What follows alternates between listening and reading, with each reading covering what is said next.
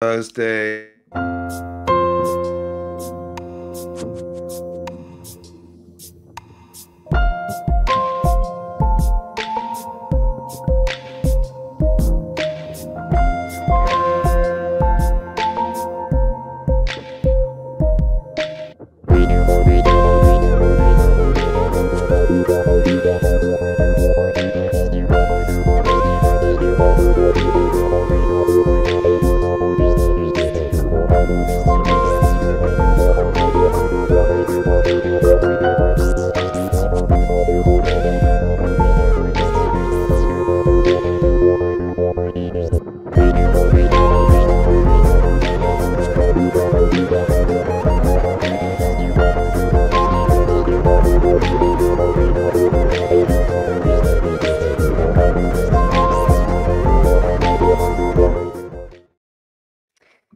Hello and welcome back to the Electronic Intifada's live stream for Monday, December 30th. Thank you for tuning in. I'm Nora Barrows-Friedman with my colleagues Ali Abunimah, Jon Elmer, Asa Winstanley, and Tamarat Nassar. It's day 451 of Israel's genocide in Gaza. Coming up, we'll be speaking with writer and campaigner Tony Greenstein about the growing repression he and other activists and journalists are facing for their work in support of Palestinian liberation and how they're fighting back. We'll also play an interview I recorded with an ER doctor in central Gaza, and we're hoping to have a special guest live from Gaza. And later on in the program, Jon will cover the latest resistance news amid Israel's genocidal campaign in northern Gaza. Before we go to the news, Ali, you wanted to say a few words about the end of the year and what's coming up.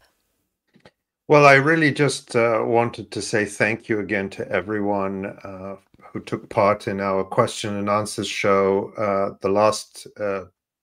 a previous episode on December 18th, and who took part in our fundraising challenge. We raised over $30,000 during that last live stream that will put us in help put us in a really strong position for our coverage in 2025. It was almost 400 people made donations, and we're so grateful to each and every one of you. And I just wanted to say thank you for that overwhelming response, and to everyone who has continued to support us and to make a donation at this year-end time. We are truly grateful to every person. And we haven't forgotten, we do have our little gifts, our collector sticker sets and signed books that we talked about last time. And all of that will be going out in the next couple of weeks. So, so stand by for that. So thank you, everyone. Awesome. Thank you so much, Ali. Well, before anything else, here is a brief summary of some of the latest developments this week in Gaza. Since the beginning of October, more than 80 days ago, we've been reporting here every week on the relentless targeting of medical workers, patients, and staff of the Kamal Adwan Hospital in Beit Lahia as Israel accelerates its ethnic cleansing operations and complete obliteration of Palestinian life in North Gaza.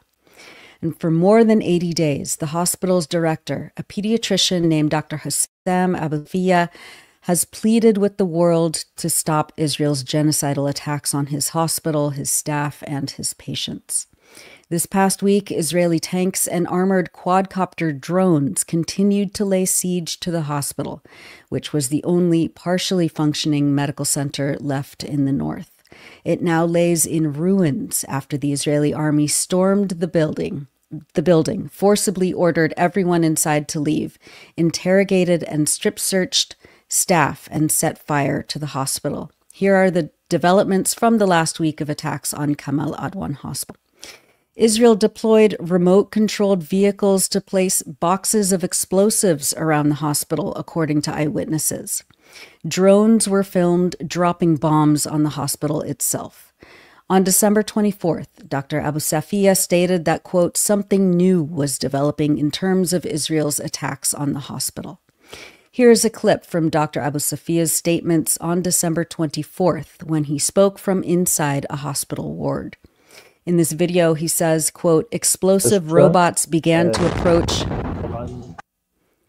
little by little, and 2 robots detonated near Kamal Adwan Hospital. I believe they were around 50 meters from here. Unfortunately, these explosions, as 2 robots were detonated, resulted in massive damage to the hospital. This is the situation, he said, as a bomb dropped by a quadcopter exploded nearby.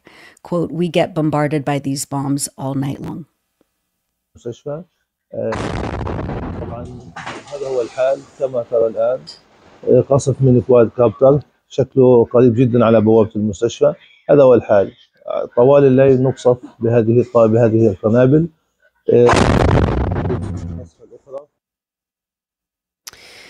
On December 25th, Israeli attacks on Kamal Adwan killed 5 hospital workers, Dr. Ahmed Samour, a pediatrician, Isra Abu Zaida, a laboratory technician, 2 paramedics, Abdul Majid Abu al-Aish and Maher al-Ajrami, and Faris al-Hudali, a maintenance worker. On Friday, Israeli soldiers ordered patients and medical staff to leave the hospital. Some patients were transferred to other medical facilities. Here's a video filmed from inside Kamal Adwan Hospital. A woman says to the camera, quote, all I can say is may God hold them accountable.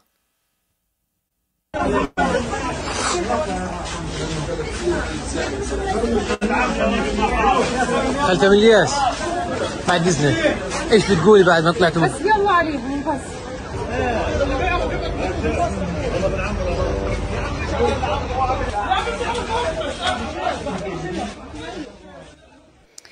Israeli forces also ordered the entire medical staff to strip off their clothes, march to a nearby area, and undergo interrogations before some of them were abducted and taken to unknown locations.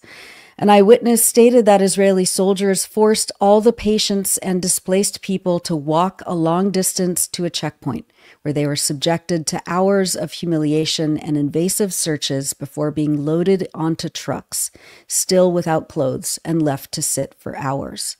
The eyewitness stated that everyone, injured, sick, displaced, or visitors, received the same degrading treatment with no regard for their conditions. Soldiers had also marked Palestinian captives with numbers on their necks and chests. 𝐐𝐤𝐿 𝐄𝐿 al-Rantisi, a lab worker at the hospital, told reporters that Israeli forces ordered the female hospital staff members to remove their shirts and pull down their pants. They also ordered the women to remove their headscarves. Quote, when we all completely refused to do so, they said that those under 20 years of age should take them off. We all still insisted that we would not take off the hijab, al-Rantisi said. She added that they were grabbed by the neck while their IDs were checked, and then soldiers searched everyone.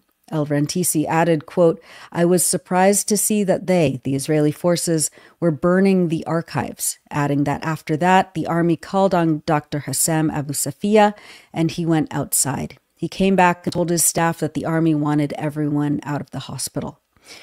A physician in Gaza, Dr. Izzeddin, stated on social media that some of the medical staff, quote, were later transferred to the Indonesian hospital, a facility that had been cleared of displaced people a week ago. Hours later, a few of our colleagues were released from the Indonesian hospital, but were subjected to another round of searches before leaving. We were unable to confirm the names of those released, so we went to the hospital to wait for their arrival and ensure their safety. Thankfully, many of them have been released and we were able to speak with them. Unfortunately, some of the medical staff, including the hospital director, were taken to an unknown location and their fate remains uncertain. On Saturday, images emerged of Dr. Hussam Abu Safiya being ordered to walk toward 2 tanks outside of the hospital to talk to the soldiers inside the tanks. He was subsequently abducted and reportedly physically assaulted by the Israelis. A nurse, Walid al-Budi, gave his eyewitness testimony on Dr. Abu Safiya's abduction and abuse by Israeli soldiers. I'll let the video play and read the translation over it for accessibility. Dr. Hussam Abu Safiya was arrested from Al-Fakhura school after he had stayed with us and refused to leave, even though they told him to and that he was free to go. He told them that he wouldn't leave his medical staff. He took all of us and wanted to get us out at night, but they yelled at him and arrested him, a man of great humanity. We appeal to the entire world, all of the human rights organizations, to stand by Dr. Hussam Abu Safiya, the great man, the man who planted within us and within our hearts patience, so we can persevere in our steadfast north. I swear we wouldn't have left willingly, but by force. We cried blood on the doors of Kamal Adwan Hospital when we were forced out by the occupation army. As of this morning, Dr. Abu Safiya has been effectively disappeared by the Israeli army, and his exact whereabouts are still unknown. There were reports that he was seen being beaten with batons and electrical cables by Israeli soldiers.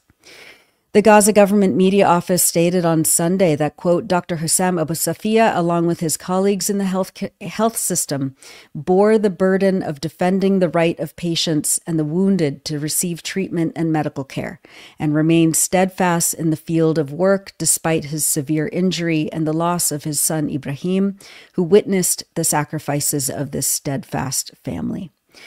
The reports that Dr. Hussam Abu Safiya was subjected to serious violations and psychological and physical pressure after his arrest, including being forced to take off his clothes and medical coat and being used as a human shield, constitute a blatant violation of all human values and international conventions. And we call for immediate and serious action from all concerned parties, especially the international community and international and UN humanitarian, legal, and human rights organizations.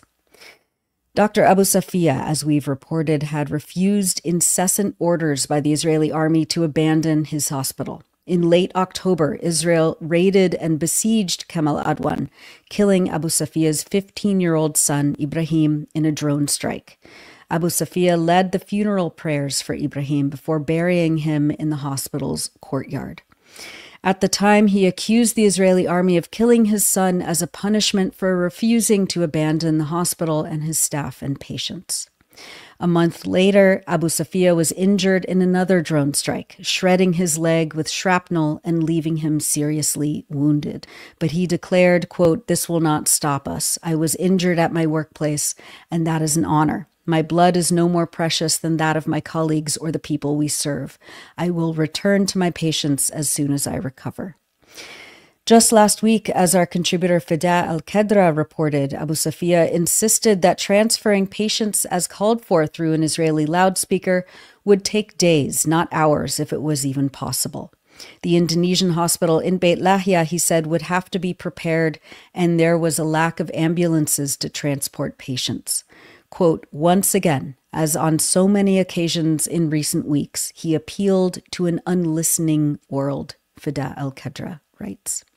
We'll continue to update the situation at Kamal Adwan Hospital and Dr. Abu Safiya and his staff and patients as best we can.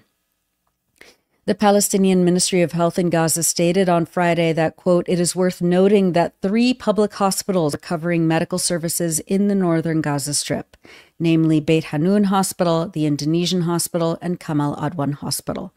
Beit Hanun Hospital was completely destroyed, and the Indonesian hospital is completely out of service after the destruction of all infrastructure. The only hospital that was partially operational due to the lack of medical capabilities and supplies was Kamal Adwan Hospital. What is happening today is that the occupation has dealt a fatal blow to the remaining health system in northern Gaza, and this is completely consistent with the general's plan to end the presence of the population in the northern Gaza Strip," the health ministry stated. Israel attacked 3 other hospitals in northern Gaza this weekend, including Al-Ahli Baptist Hospital and Al-Wafa Hospital in Gaza City and Al-Auda Hospital in Jabalia. Israel continues to repeatedly attack the tents of displaced Palestinians in so-called humanitarian safe zones in Gaza.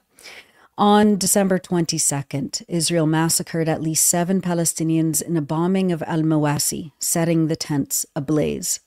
And this week, at least 5 newborn babies have died from hypothermia in displacement camps, including Al-Mawasi. The oldest child, Juma Batran, was only 1 month old. Al Jazeera's Hani Mahmoud reported that, quote, thousands of Palestinians displaced from their homes have been living inside nylon, plastic, and makeshift tents along the coast and in the central area of the Al-Mawasi evacuation zone, where it gets really cold at this time of year. The fear is that this is going to worsen as weather forecasts warn of a cold front hitting the Gaza Strip in the coming days. The Palestinian Ministry of Health in Gaza announced that a physician, Ahmed al-Zaharna, who worked at the European Gaza Hospital, died from hypothermia on December 27th.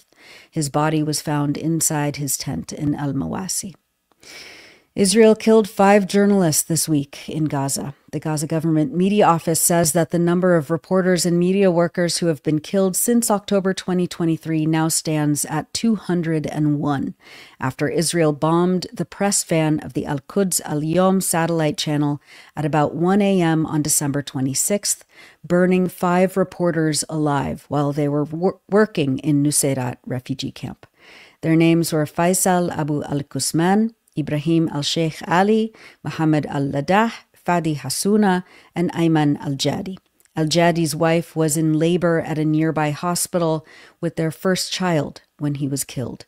The baby was born a few hours later and was named after his father. The Palestinian Center for Human Rights called the missile strike on the media van, quote, the worst crime against journalists in Israel's genocide in Gaza Strip.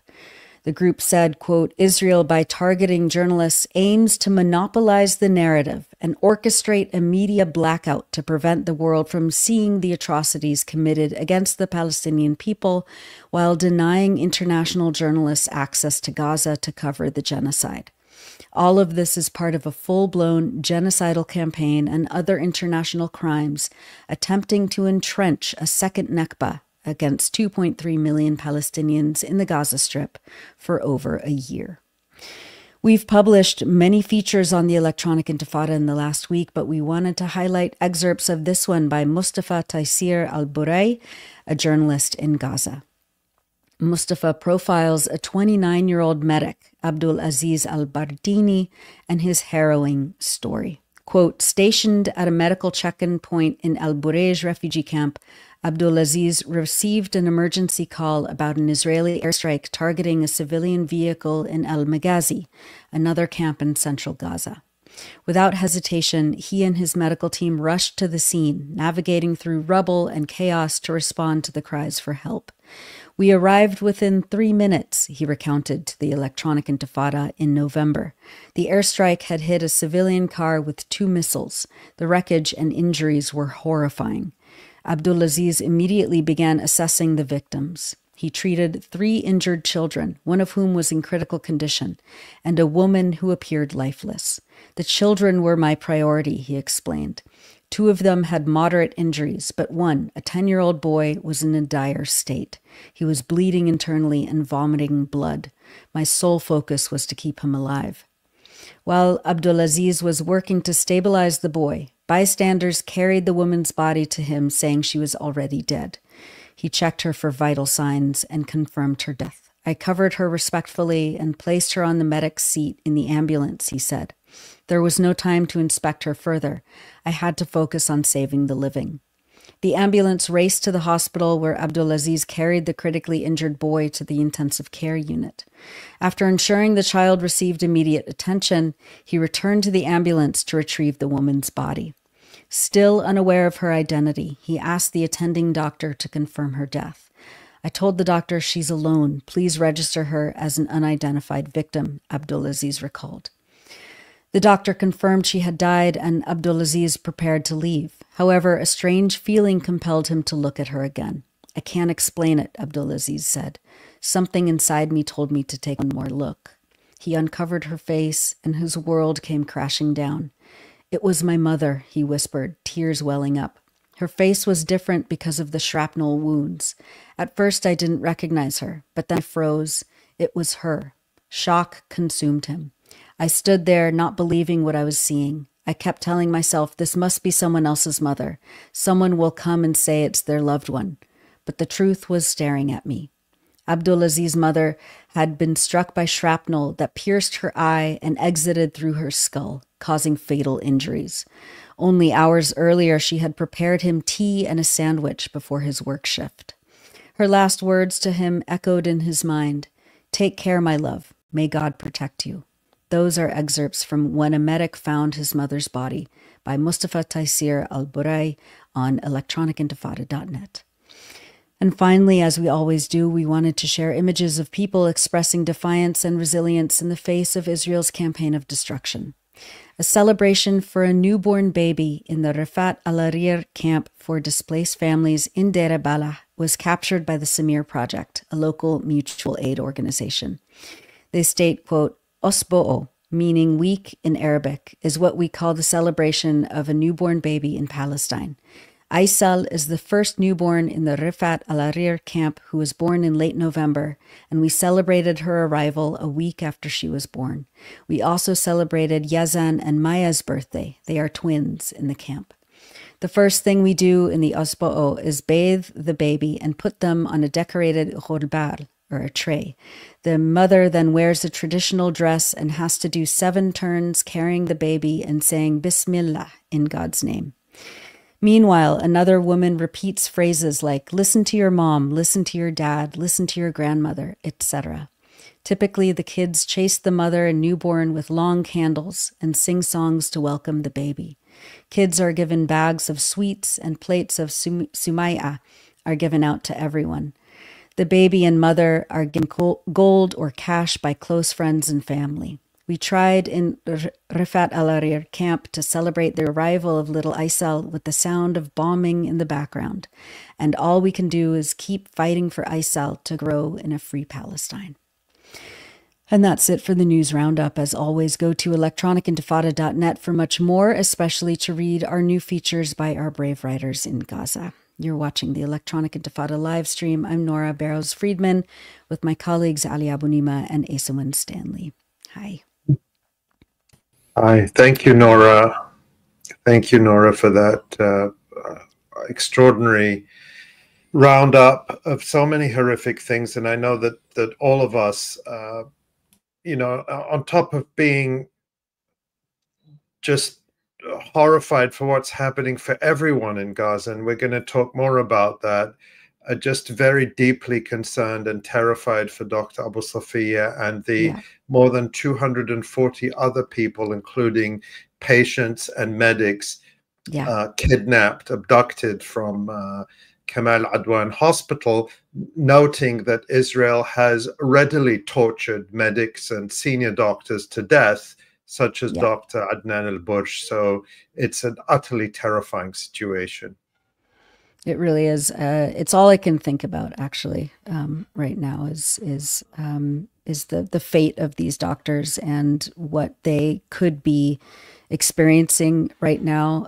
These pinnacles of humanity, these people who have sacrificed everything for their people to keep children alive, to keep families intact, to keep the beating heart of these communities going. And that's why, we know why Israel is targeting, burning, destroying, bombing, executing doctors at these hospitals, is because they want to kill the beating heart of these communities. And so we have to do everything we can, and outlets like the New York Times and NPR and MSNBC have yet to cover these stories in the way that they should be covered. It's despicable and inconceivable, and just yet another story that we have to record for history. This is a genocide. This is a Holocaust, and we are watching it in real time. So that's what we can do. Well, yeah. Oh, go ahead. Yeah, well, we've got lots more to talk about on this program, and next, let's just remind people who are joining us that you're listening or watching the Electronic Intifada live stream. I'm here with my colleagues Nora Barrows-Friedman and Asa Winstanley. Hello, Asa. Hi. Your sweater is brightening up gloomy times, so thank you for bringing some color to us today. Yeah, it feels a bit incongruous, to be honest, but there we go. We'll take any cheer where we can. Yeah. So just over a year ago, anti-terrorism police turned up at the home of Tony Greenstein in the English seaside town of Brighton and questioned him over a tweet he had posted saying he supports the Palestinian resistance group Hamas against the Israeli army. He was arrested and released on restrictive bail conditions, but he was not charged at the time. But just a few weeks ago, the Crown Prosecution Service charged Greenstein under the notoriously repressive and anti-democratic Terrorism Act 2000, accusing him of expressing an opinion or belief that is supportive of a prescribed organization. This serious charge could result in a prison sentence of up to 14 years. And of course, Tony Greenstein is not the only activist and journalist in the UK to face home raids, police investigations, arrest, or charges connected with their work or opinions related to Palestine. Tony Greenstein is a socialist and a Jewish anti-Zionist and anti-racist campaigner. As well as publishing articles at his own website, Tony will be familiar to readers of the Electronic Intifada for the articles he has contributed to us over many years. A veteran campaigner for Palestinian rights, Tony is the author of the book Zionism During the Holocaust, The Weaponization of Memory in the Service of State and Nation. He joined the Electronic Intifada podcast to talk about that book after it was published in 2022, and you can find that interview on the website and on the Electronic Intifada YouTube channel. But before you go off and look for that, we're delighted to have Tony join us live now on the Electronic Intifada live stream. Welcome, Hi, Tony. Yeah, hello. Thank you for inviting me. Yeah, it's good. It's good to see you, and may I say happy birthday? All right, thank you very much. A young 71. Oh, you're just a baby. I'm listening to Nora. The news is, of course, extremely depressing. What stood out for me, given what I've written, is the fact that they are writing numbers on the prisoners that they take. Because, of course, this is what the Nazis did at Auschwitz. And for the Zionists now to be imitating what the Nazis did says really everything about their campaign in Gaza.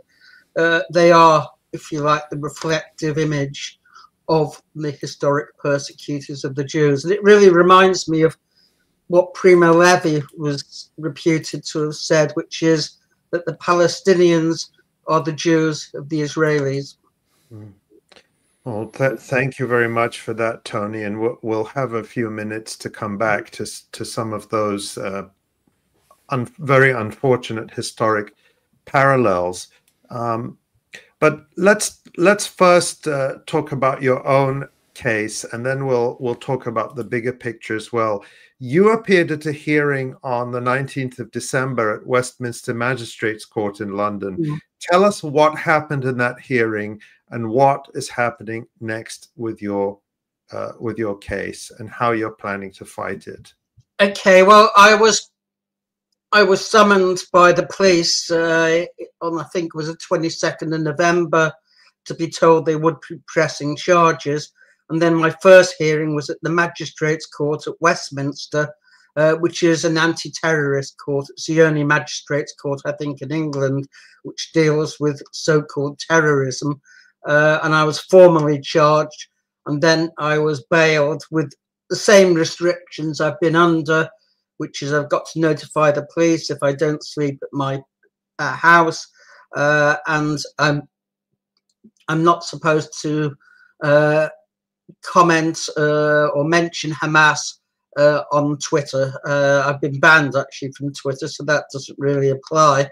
And now I've been remanded on the 31st of January to the Old Bailey, which will presumably farm it out to another Crown Court. There are only 3 Crown Courts which can deal with terrorism cases. That's the Old Bailey itself, Kingston Crown Court, and which is the other one, Woolwich.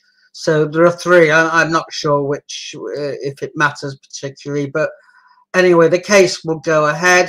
I think I've also been charged with inviting support for Hamas. incidentally, I didn't say I support Hamas as a resistance movement, but I said I support Hamas as part of the resistance, which I think is a different thing, really. I mean, I don't personally. I mean, I'm a Jewish atheist, so I wouldn't support Hamas in itself, but I recognise it's part of the resistance, and I support the Palestinian resistance. There's also the Popular Front's brigade, Ahmad Sadat, I think it is. There's a Democratic Front, there's Islamic Jihad, and there may be others as well. So I support the right of the Palestinians to resist, which is, of course, an international law right as well. But the British government doesn't recognise it because it's supporting the genociders. So I await battle. We really have to see. It's impossible to predict what the outcome will be, but obviously I have pled not guilty, and battle lies ahead. But I mean, really, whatever happens to me, it pales into comparison with the description of what you have said, which is really hell on earth. It's Dante's Inferno, what Israel is doing. It's a complete ignoring of international law. It's as if international law, all the conventions that were drawn up after the Second World War, after the Holocaust, have just been dispensed with. And we see really imperialism on the march. And it doesn't matter who gets in the way, they will behave exactly as they wish. And there is no restraint at all on them. The system that we live under has shown itself to be a completely amoral system. It has no codes of behaviour at all. And it doesn't surprise me that Germany, which supplies, I think, 30% of Israeli weapons, is smiling upon the new Holocaust, because really there hasn't been a Holocaust that Germany hasn't smiled upon and approved, whether it's in Southwest Africa, Tanganyika, Armenia, which they were involved in, or now today Israel's Holocaust. So really, as far as they're concerned, one Holocaust justifies another, and that is the morality. And of course, being Jewish, it's a good experience in a sense, because anti-racist and anti-Zionist Jews are invisible to the authorities that be. I was arrested on the 4th of October, protesting outside 𝐓𝐴𝐻𝐿, the Israeli ambassador to London's residence, because I made the comparison between the Nazis and the Zionists. Well, I'll be going back there on the 3rd of January, this Friday, and I'll be making exactly the same comparisons and inviting the police to arrest me again. I mean, I was arrested, but I was released, and they said they were not proceeding with charges. So we have to fight. It's as simple as that. But Tony, that's all extremely well put. But you are facing a possible prison term. I looked at the Terrorism Act 2000 yesterday, and at the specific section you're charged under, and it says that the offence you're charged with is punishable by prison for up to 14 years. Well, I don't think with a first offence I'll get 14, but I think it's highly likely, being as I'm under a suspended sentence for a Palestine Action outing a year ago, that I will get a prison sentence. But obviously I will be appealing to the jury to acquit, because the main argument will be that this is not about terrorism. This is about freedom of speech, the right to speak out on Palestine, the right to speak out about a genocide that's happening in real time. And that's, however important the law is, there is a more fundamental right, which is the right to speak openly in a democratic society. And that's what's under attack today. Whether they're receptive to those arguments, I simply don't know. It's an unknown. Obviously, it's a worry. It must be to anyone. But really, that's the price you pay for liberty in the end. Incredible. Yeah, well, what you've just said has really you've boosted my morale actually a little bit there, because there doesn't seem to be any stopping you, despite the fact of potentially very serious consequences. Well, we definitely wish you all the best with that, Tony. And well, thank you very much. We'll be following developments very closely. I mean, there was a good demonstration outside the Westminster Court, about 100 people. They made a lot of noise and so on. And I'll be calling for a demonstration on the 31st, Friday, I think it is, the 31st of January. And I'll be seeking to build a kind of defence campaign and have public meetings. And to make the most of this, we can't allow the state to get away with secretly locking up people after trials where the judge will rule out defences, no doubt. And that's, if you like, a battle that lies ahead. But we have to make the most of it and show what the system is when it comes down to it. Democratic rights are really for sale to the highest bidder. That we don't really live in a democracy. Those with power and influence preside, and we have a very limited democratic rights, but we have to fight for them. They're not given. They've been fought for by past generations, and we cannot take them for granted. It's as simple as that. Right, so Friday the 31st of January in the morning is when anyone who wants to support you before your trial at the Old Bailey in London, anyone who can turn out for that, please do. Let's talk about the broader context of the prosecution you're facing. The same week that you were arrested in December 2023, Mick Napier of the Scottish Palestine Solidarity Campaign was arrested as well as a protest in Glasgow just after he gave a speech supporting the Palestinian right to resist. In mid-August, the British journalist Richard Medhurst was arrested on arrival at London's Heathrow Airport, detained under the Terrorism Act 2000 and had his phone and recording devices that he used for his journalism seized. And later that same month, of course, police also raided the home of Sarah Wilkinson, a Palestine Solidarity activist with a large social media following, which was also reported in relation to content she posted online.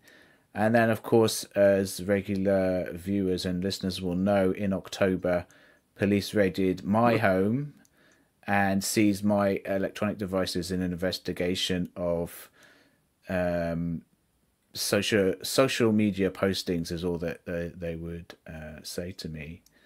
They didn't give me the exact reasons.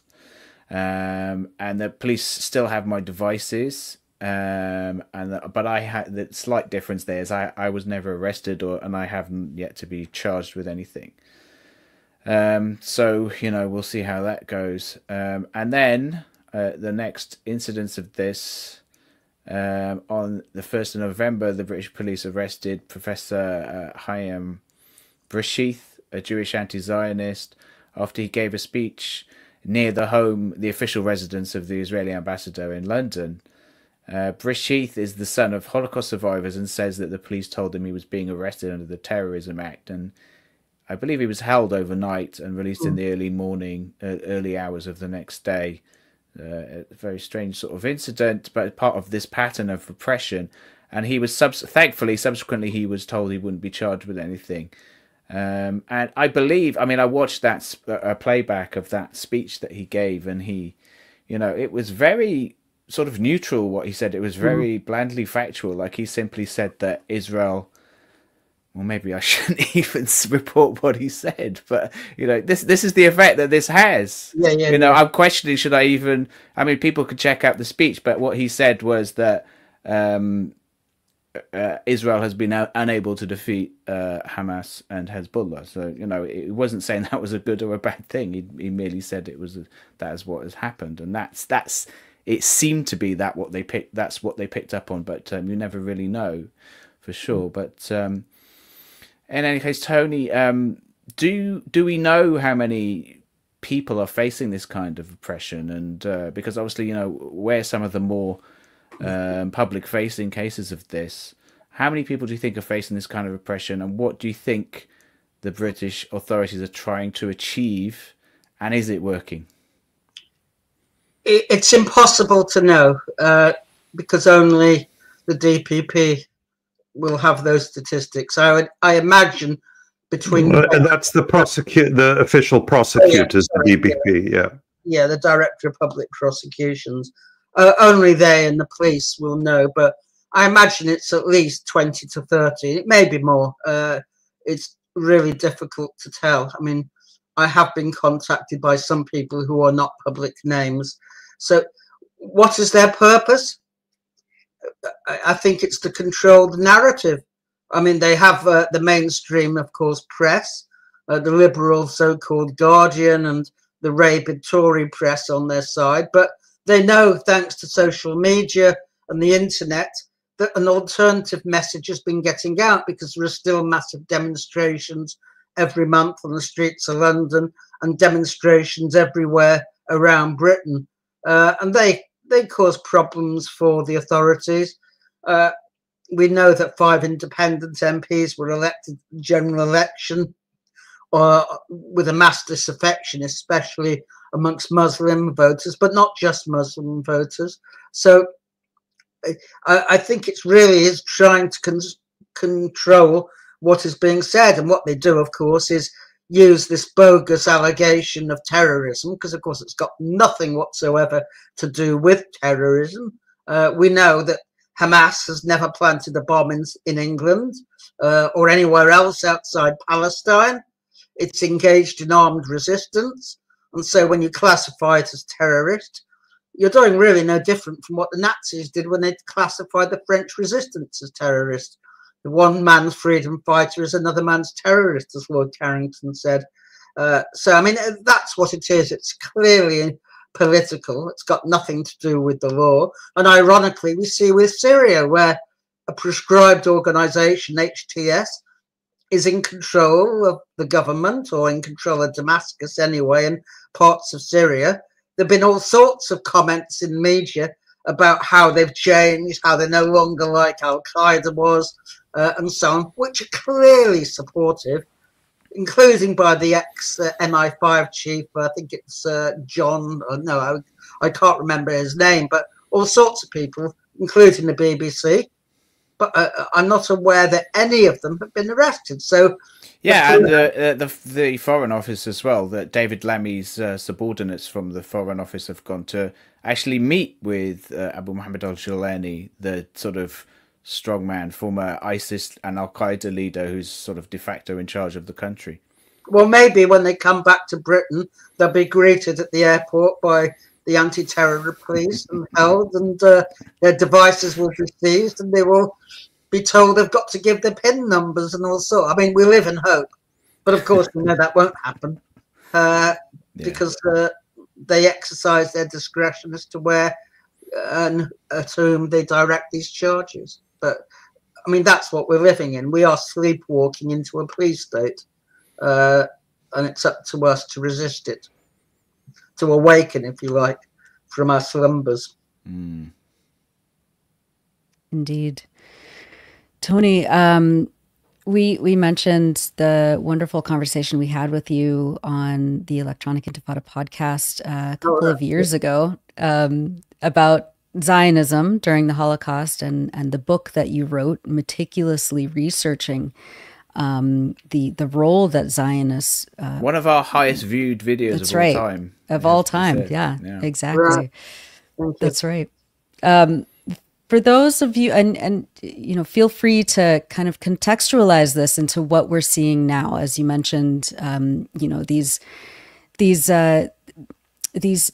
policies, you know, the writing of numbers on people's bodies by Israeli soldiers on Palestinians, these acts of humiliation, these acts of just sadistic torture day in and day out. They're not aberrations. They're very much, you know, following this pattern of what Zionism is and what it has always been. Can you, you know, for those of our audience who are new to the topic, can you give us an overview of the historical relationship between the Zionist movement and the Nazis, and why you think it's important to keep talking about this today as we're seeing what's unfolding in Gaza? Yes, for sure. I mean, in that, the Zionists in Germany were just 2% of the German Jewish population. And they alone never fought the Nazis before they came to power.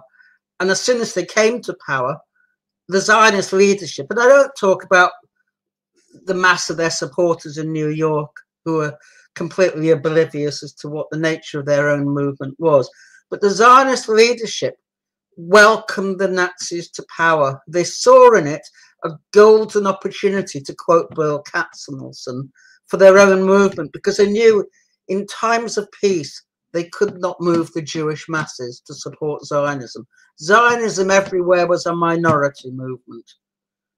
But the advent of Hitler presented them with those golden opportunities. It stimulated the emigration of Jews from Nazi Germany, and 50,000 of them went to Palestine. And of course, the anti-Semitism in other places like Poland did similarly. So Zionism and anti-Semitism were twins of a kind. They went together. Without anti-Semitism, there is no Zionism. And so when the mass of Jews boycotted everything German without exception, and there was a massive consequence, there was a weakening of the Nazis. I mean, there was speculation they wouldn't last the winter of 1933. And the Zionists were horror-stricken because that's the last thing that they wanted. So they agreed to a transfer agreement called Havara in August 1933, which broke the boycott of Nazi Germany, because what they were doing was selling the German goods in Palestine and then elsewhere as well. They became the marketing agents for Nazi Germany. And 60% of the foreign investments in the Zionist economy between 1933 and 39 came from Nazi Germany. So, I mean, in a sense, I mean, I said, I mean, it was an off-the-cuff remark in a Palestine Expo meeting 5 years ago that Israel was Hitler's bastard offspring, which, of course, the Jewish Chronicle leaped upon, I mean, as if to say notorious anti-Semite or notorious anti-Zionist has once again gone and made these outrageous remarks. But it's true. I mean, Zionism never had any quarrel with the Nazis or with anti-Semitism. I mean, Rabbi Kashtiel is of the Eli pre-military yeshiva in Israel, blurted out a few years ago, it's a Jerusalem Post headline, that Hitler was right. But then he said, but he got the wrong target. But of course, there were no Palestinians in Nazi Germany, so they had to make do with Jews. And that is the Zionist attitude, that fundamentally there was nothing wrong with targeting a particular minority in Germany. I mean, Jacob Klatskin said, if we object to anti-Semitism, then we must object to our own nationalism. I mean, the Zionists believed that it was quite understandable that the Jews, who they said were homeless, they were an alien element, that the host nations objected to them. And so Zionism has taken on board that, if you like, ideology. So when people say that, well, Israel is behaving like it does because of Holocaust trauma, I say, well, that's nonsense. Israel does what it does because it's a settler colonial state. And it started off with ethnic cleansing, just like the Nazis did. The Nazis didn't start off with extermination. That wasn't in their program at all. But the one leads to the other, an ethnic cleansing. If you can't do it, it leads to genocide. And that's what we're seeing in Gaza, a combination of ethnic cleansing and genocide. You know, I mean, when Palestinians used to call Israel's behavior a Holocaust, I used to say, no, let's not exaggerate. Let's not indulge in hyperbole. But today, it is true. It is a Holocaust. What else can you call it? Exactly. And of course, now, you know, when you see that context, which you've done so much to educate people about in your writing and in your interviews and discussions, including that incredible people who are looking for more detail and more in-depth, please go to our 2022 discussion with Tony Greenstein. But what we see now is that the German government's support for this Zionist Holocaust in Palestine is not a discontinuity. It is a continuation of the Nazi-Zionist alliance, effectively, that goes right back to the beginning, and it's something that, of course, Zionists hate people talking about. They hate it when you talk about it. They hate it when people know it. But it's incredibly important history with real resonance today. Tony, we just have a couple of minutes left with you Sure. today. Hopefully, this is only the first of many more discussions to come with you on the live stream. But you're a veteran campaigner and readers of your blog, and I am an avid reader of your blog, know that you are an astute analyst, often perceiving political trends before others do. You're not always right, but you're more often right than you are wrong, I have to say, from the from looking back over the years. As you look ahead to 2025, are there any lessons you think we can draw from the last year, the last 15 months of this genocide, about how to stay motivated and how to stay active? What can you share with us? And I also want to ask you to share with us, you mentioned efforts you're doing to support your legal fight and the legal fights of others. So also say something about that, because I know people will be asking how they can support what you're doing. Well, I have a crowdfunder which people are welcome to support. You can Google it. I won't give you links now. I think in terms of what we can do, given the experience of the last 15 months, I just have to say, really, that we have to continue doing what we're doing and increase it. There is no magical solution. But I think in terms of what is happening in the Middle East, I think we do need to draw some lessons. It is clear that the so-called axis of evil, or axis of resistance, sorry, I'm using Netanyahu's language there, has not been a success. In a sense, you cannot rely on any of the Arab regimes in order to build support for the Palestinians. It has to rely, in the end, on the Arab masses, the Arab street. And what Israel has been able to do is reinforce a whole network of repressive Arab regimes. And tragically, that has included the Palestinian Authority, which is doing so much to prove itself to Israel and to Trump today. So we have to adopt a particular perspective.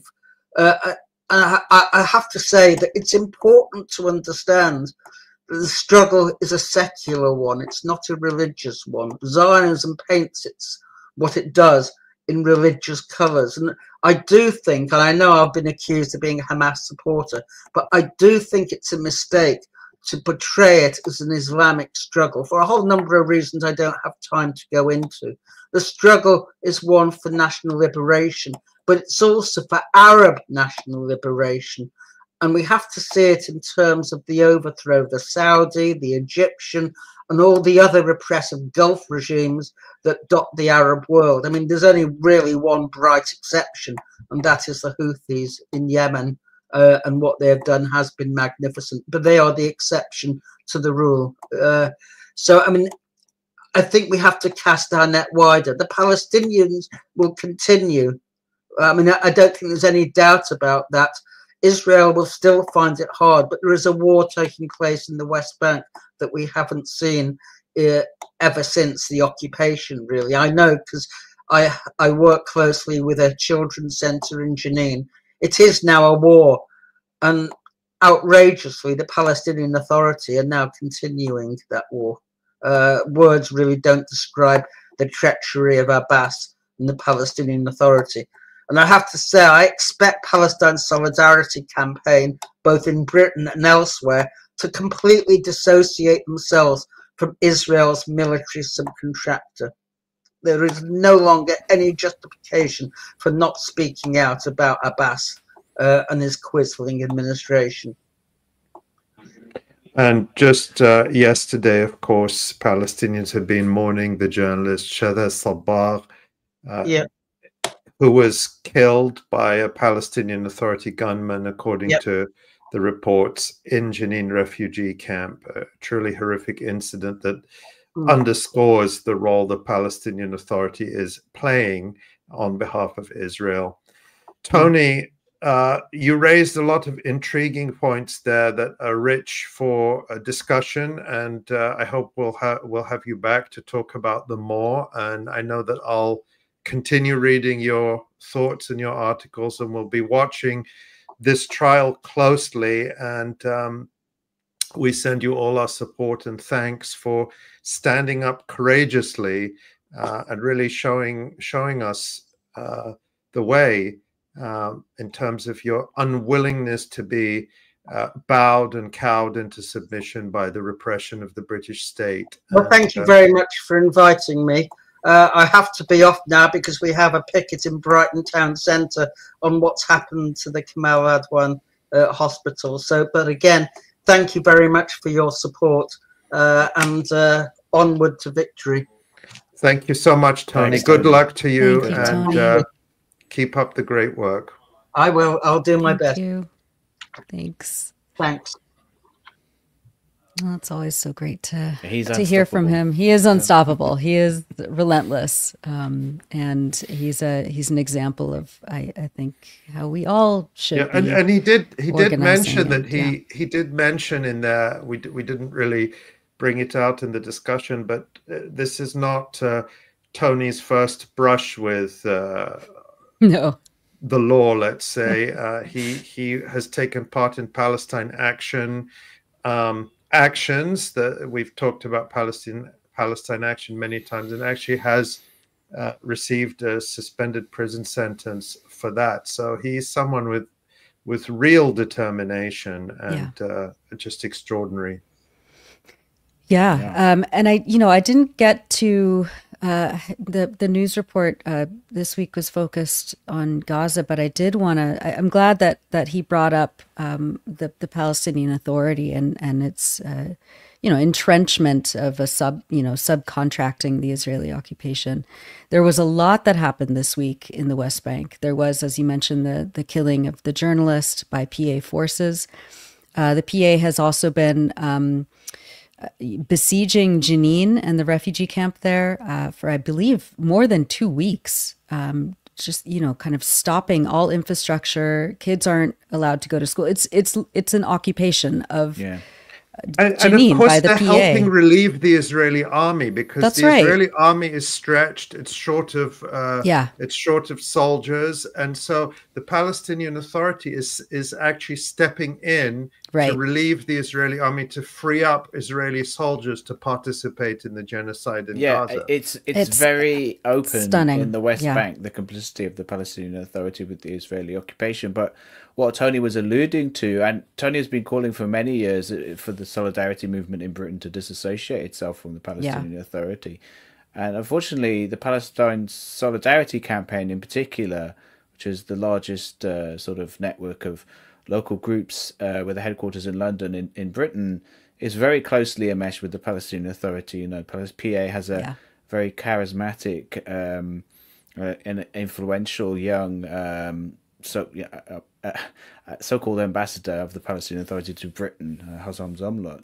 And he's on every demonstration, and he talks. He's a bright guy, but at the end of the day, he is still a representative of this quisling entity, and that it's a real problem with the solidarity movement, a real weakness of the solidarity movement in Britain, and something that Tony's been calling out for many years. Yeah. Well, good. We have. There's so much more we can say about the PA, about. I encourage everyone to go back to that 2022 interview we did with Tony to talk about the foundational root of Zionism and its partnership with Nazi Germany. Because it really, I think it's so important to understand what we're looking at today in Gaza and the political formations, the forces, the policies behind it. And so just again, appreciate Tony for all of his diligent hard work all these years. I believe we are joined by a special guest now, live from Gaza. Let's see if they are here. Abubaker, are you with us? Let's see. Hi. Hi, you are there. Hello. Hi. Hi, Abubaker. It's so good to see you. Thank you so much. It's so nice to see you again. Absolutely. Hi, Asa. So we have another now host, yes?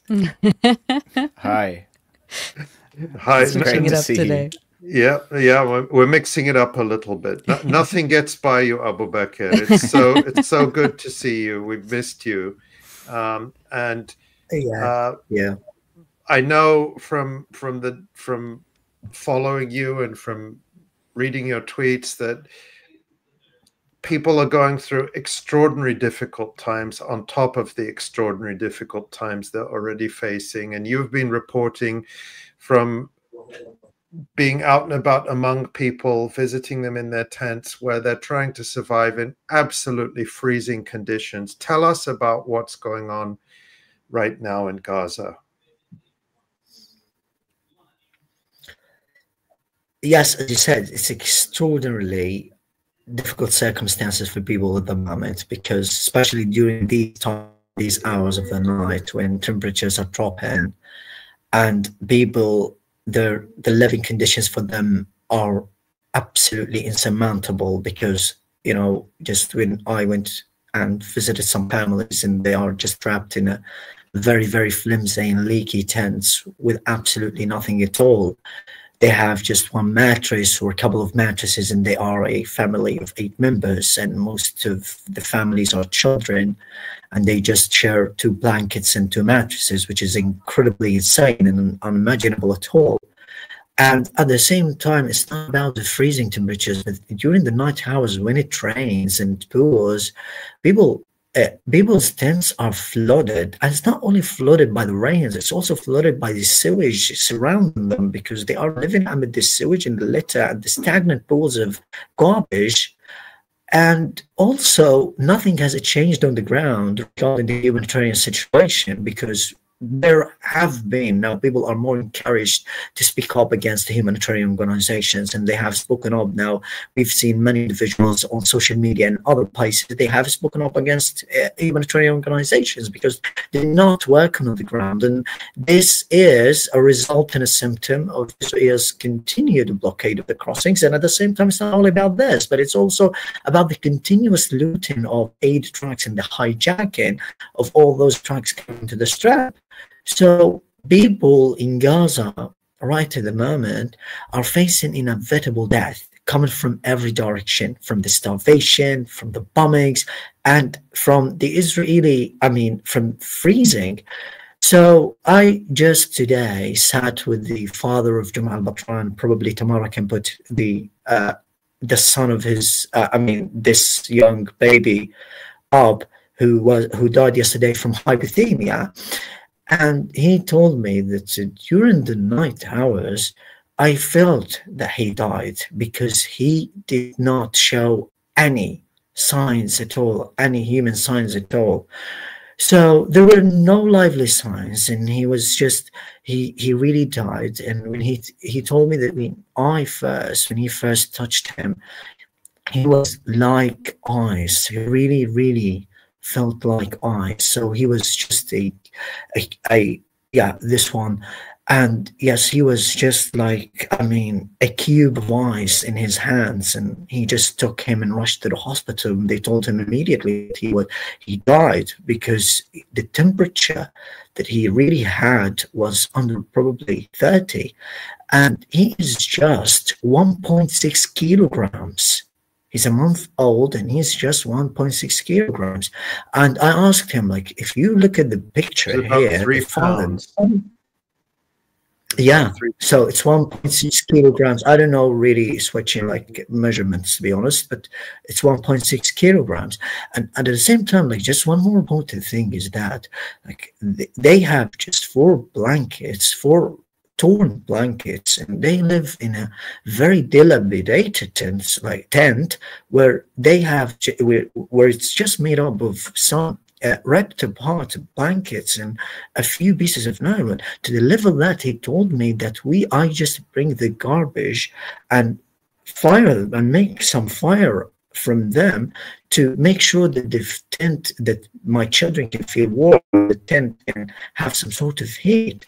This is absolutely the most horrific. Like every day in Gaza, we are seeing new traumas, new tragedies. And it's not all about him. His clothes are ripped apart. His sandals are ripped apart. His children are barefoot most of the time. And I can tell you, the vast majority of the children, if not all of them in Gaza at the moment, they are just sleeping on the streets.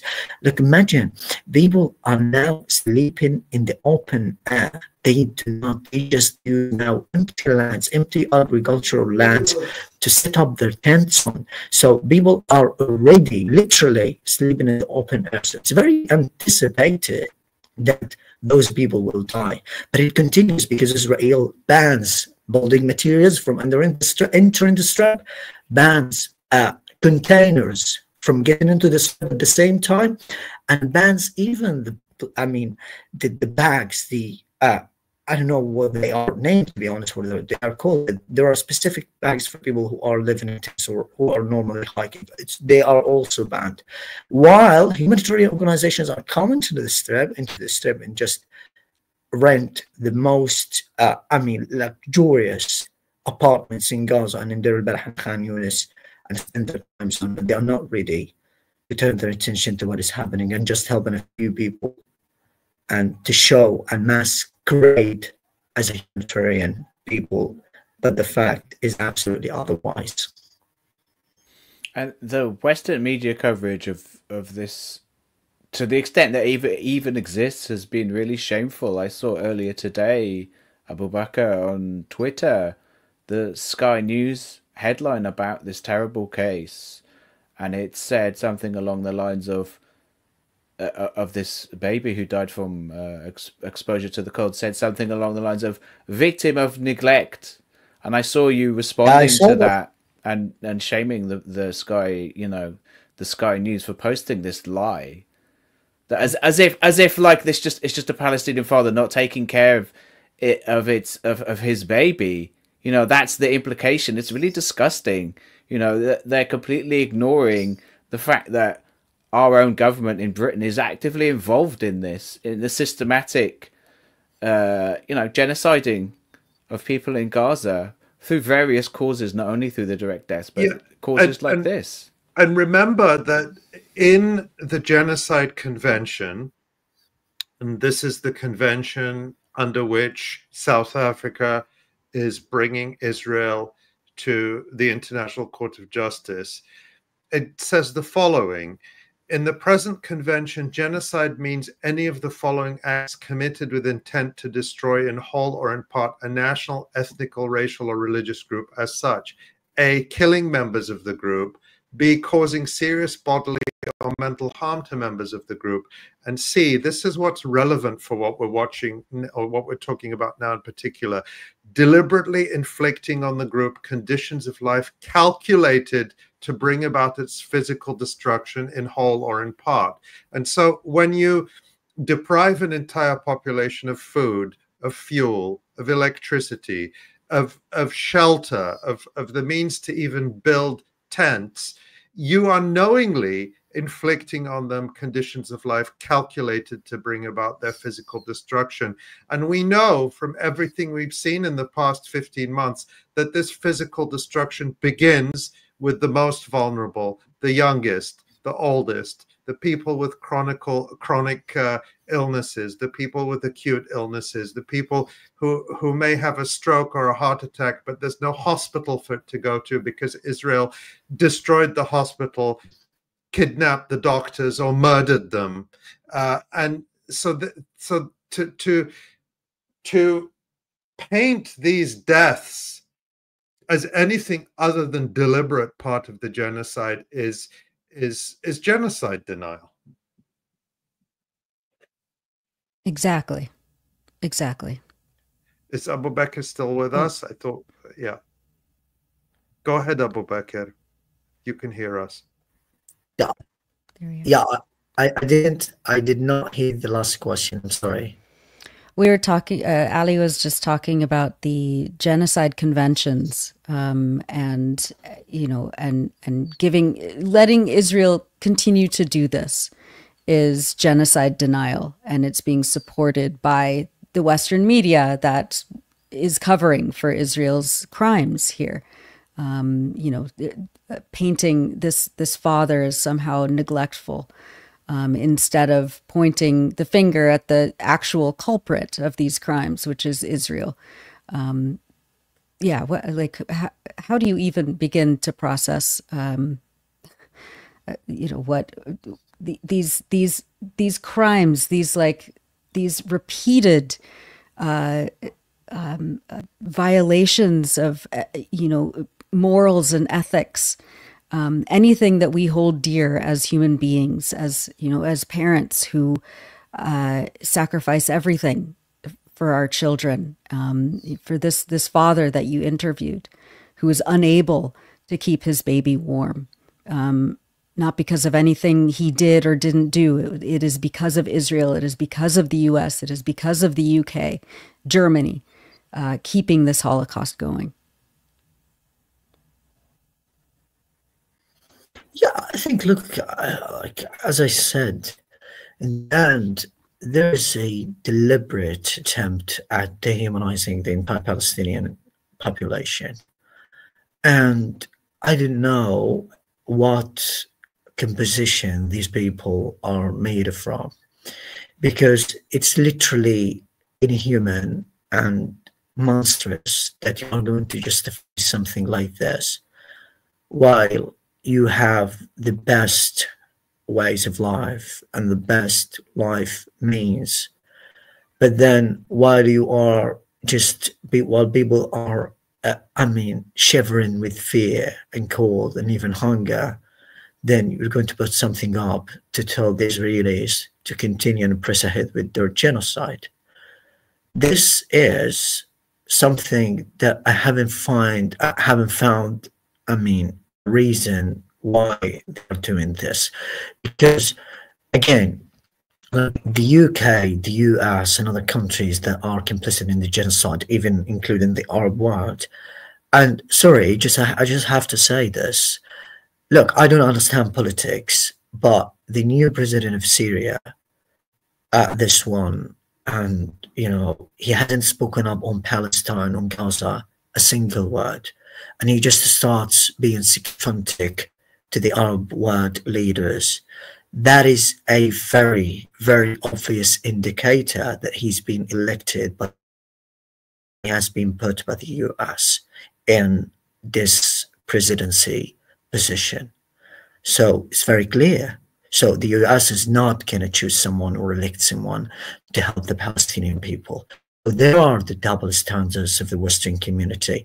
There is the discrimination and the mere facades of their human rights campaigns that have always caused us headache, but now they are just applying to some people, not the Palestinian people, not the Sudanese, not the Lebanese, and not the other traumatized and marginalized categories of this world. So what I see is that it's also important, it's very important, and this is what I see it, because many journalists, even I've been talking to journalists from the BBC, from Sky News and other places, I understand, I comprehend that there is inner pressure on those journalists to speak up against Palestine. But this is not an excuse to just speak against Palestine. This is not just an excuse to justify and launder genocide, because it's completely, enraging that you are writing something like this because you want to get money. It's important to become a human, not a cheap parrot just parroting and regurgitating what the Israelis are saying. This is not even journalism, and we are not even journalists. We are genocide documentarists. So just feel what people are going through here. Feel the children are going through, given the fact that half of the population is children in Gaza. So history will remember them, and shame will always chase them. for all eternity. And when they feel remorseful, there is no way to repent or bounce back from this huge setback and egregious failure to show their humanity and become just money or payers. That's what I can say. Well, Abubaker, it's can you hear me? Yeah, we lost you. We lost you a little bit, but we are so extraordinarily grateful to you for continuing to report, and we pray for your safety and protection, for you, your family, for everyone around you, for everyone in Gaza. We know that it's a struggle for all of us. We're working hard to keep attention focused on Gaza, not to allow that attention to slip away. And you, the extraordinary work you do, helps us to do that so much. And we just want you to be as careful as possible always, and to look after yourself as best as you can in this situation that defies words.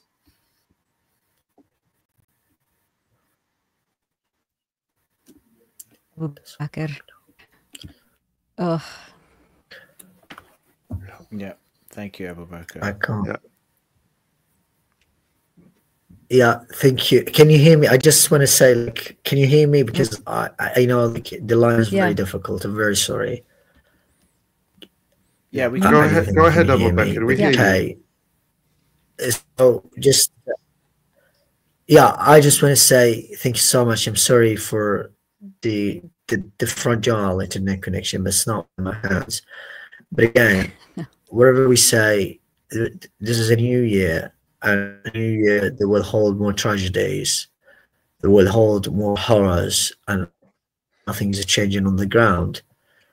That is incredibly saddening and sickening that people will be going through such, like, more and more countless tragedies, and I don't know have the words to describe it, but yeah, thank you for everything you do. And I'm sorry, the line is very, very difficult. The internet connection is very fragile as well. So thank you so much. That's what I can say. Bye-bye. Thank you, Abubaker. Thank you, Abubaker. We hope to speak to you again soon. We will. Oof.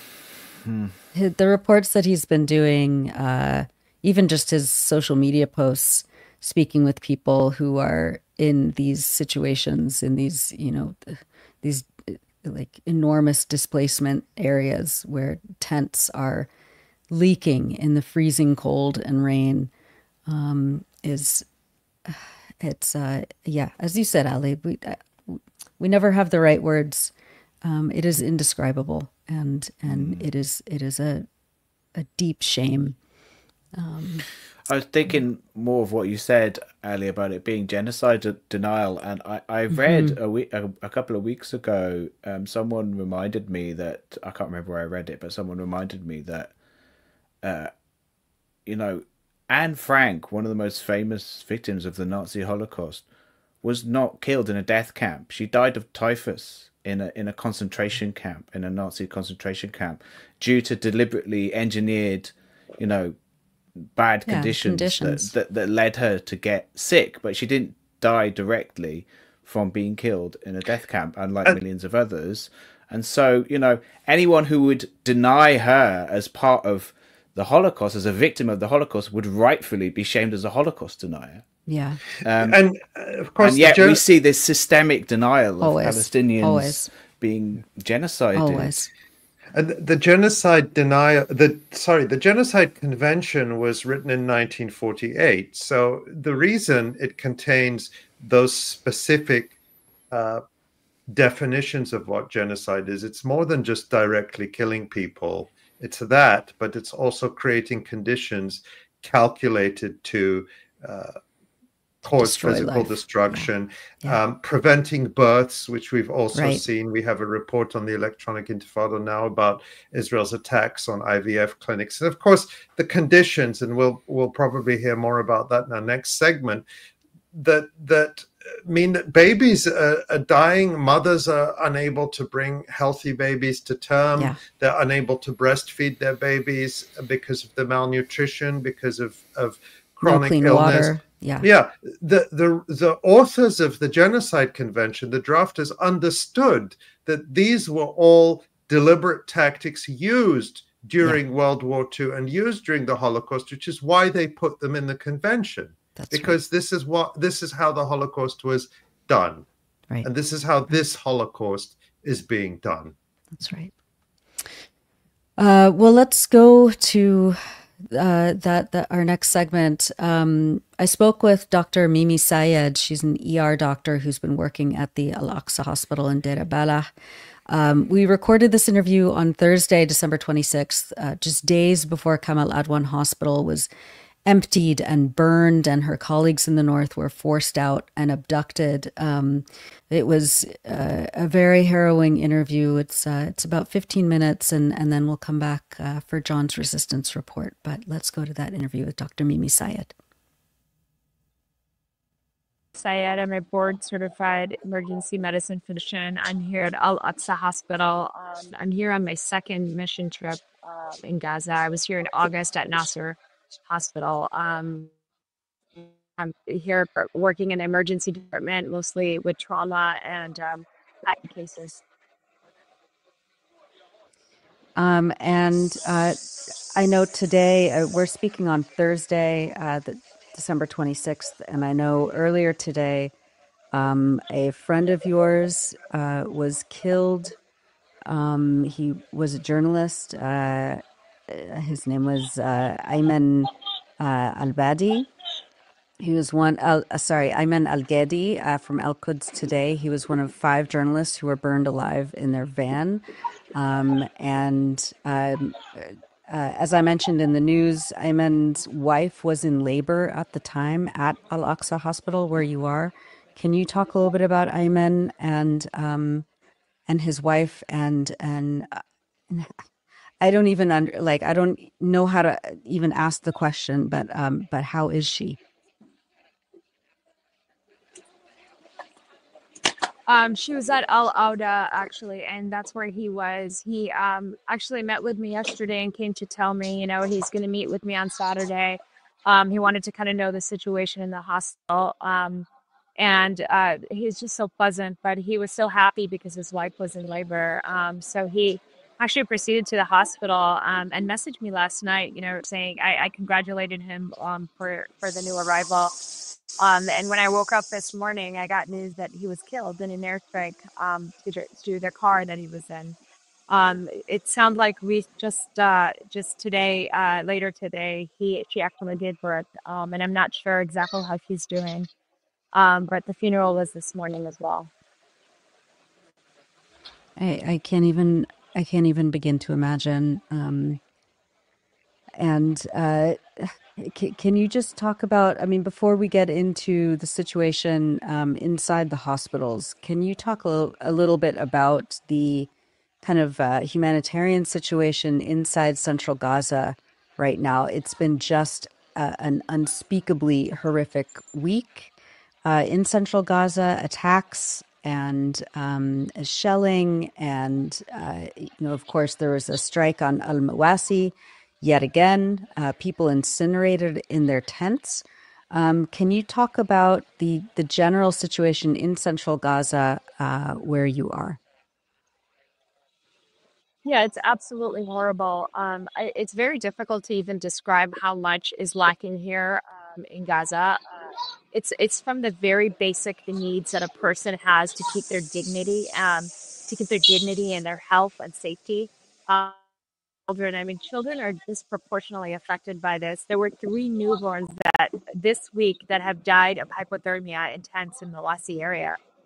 It's freezing cold, especially for a newborn who requires more heat to maintain their temperatures. It's just so unnecessary and preventable. It's just such a crime to see these things happening. No, and that's just like just the tip of the iceberg. There is just so much happening, and so much lacking right now. Things that are completely avoidable. For example, I was working in the pediatric emergency department. There's a 9-month-old baby that has been having diarrhea regularly for the last several weeks. He keeps coming in, getting IV fluids, and then sent back to the tents because there's no other option at this point. Goes back and consumes the dirty, contaminated water from E. coli, and then gets repoisoned and is coming back again. Is now having complete organ failure, septic shock, and is going to die because there is essentially there is no way to provide the care that's needed because it starts with just clean water. It's just such a basic human right. And this has been going on for quite some time. The UN has published many reports saying that there's high levels of contamination, and it's just gotten significantly worse in the last year. So. And as a doctor, as someone who works in the emergency department, I mean, if an infant, for example, comes in to a Western hospital with E. coli poisoning and severe diarrhea, there are ways to treat and save this infant's life. Are the medications that are available, at all accessible to anybody inside the hospitals? Yeah, that's a really good point, right? The medications are one thing, but the fact that this child does not even have clean water, so you can treat them all you want, they're going to go back to the same living conditions that require that, and get inoculated again. But to your point, medications are completely lacking as well. There are only certain types of antibiotics, and most people here are completely resistant to those antibiotics for various reasons. So it definitely limits the amount of intervention that we can provide for any of the patients here. Our hands are basically tied. I mean, we can be here as warm-bodied trying to provide the medical care. We can only do so much, and it feels like such a futile effort sometimes. Dr. Mimi Syed, can you talk about some of the patients that you've been treating in the hospital where you work in central Gaza? What kind of injuries you're seeing, what it looks like after the kind of attack that we saw earlier today? For example, the targeting of a media van, for example, people burned alive in their tents in Al-Mawasi, people, children shot in the head by snipers, Israeli snipers. What are the kinds of common, frequent injuries that you're seeing and are able to treat? Yeah, I mean, I want to point out, first of all, there's this concept in the media that there are humanitarian zones in Gaza where people are supposedly safe. There is no such thing. When you talk to people here in Gaza, it's kind of like a running joke. There's no safe place in Gaza. Most civilians casualties that we're seeing, they're coming from the said safe zones, the green zones. And they're shrapnel injuries, explosive blast injuries. We're seeing many children, almost always, there's like about 70% of normal children, traumatic amputations, severe facial injuries that kids are coming in with. And then that's just the injury, the physical military conflict part. Then there's the indirect, insults that we're seeing, the sequelae of all of that, which is the infection rates that are happening as a result of those shrapnel injuries if the patient did survive. Again, they're if they don't die with the injuries from the explosive injuries, they're going to die because of sepsis and infection shortly after that. It's unbearable.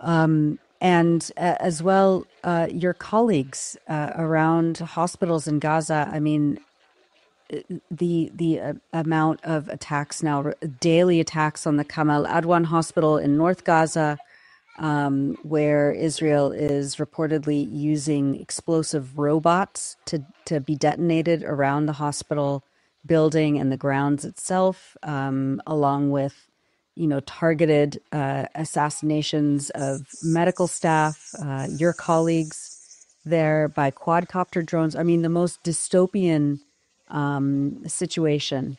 And this is, of course, happening at a hospital, and this has been happening over the last 15 months in Gaza. Can you talk about, I know just this morning, Thursday morning, 5 medical staff at 𝐄𝐿 𝐈𝐧𝐭𝐫𝐨𝐧𝐢 were killed by Israeli attacks, including paramedics and I believe a pediatrician. How are your colleagues in central Gaza? Are they able to protect themselves at all? What is the protocol for you and your colleagues there, the Palestinian physicians that you work with, shoulder to shoulder, if the Israelis decide to, enact attacks on your hospital like the ones that they're doing at 𝐄𝐿 𝐈𝐧𝐭𝐫𝐴 in the north? Yeah, Nora, there's no sense of that. There's no real security, right? We all have this fake sense of security that we're here with an NGO and they can do the very best that they can. But at the end of the day, we know just a few months ago, Al-Aqsa was bombed right on the hospital grounds or burning tents. There were actually patients with IVs still attached. So when I was at Nasser in August, just right outside the hospital gates, there was a car struck and a car bomb. So really we have this false sense of security, but we all know deep down that none of us are safe. We hear drones all the time. We hear airstrikes very close to us all the time. It's around the clock. So, and none of us get sleep. This is new. This sound is new to us, the drones, 24/7. But unfortunately for the locals here, this is a normal state of being, unfortunately. And yeah, there's no safety. And I think they all know that. We all know that. We're only here for 4 weeks. Unfortunately, we leave and they're still here. So it's nothing compared to what they're feeling.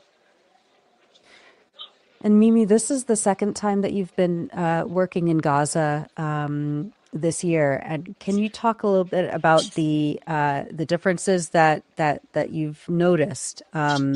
And kind of compare the conditions from earlier this year to what you're seeing right now around you.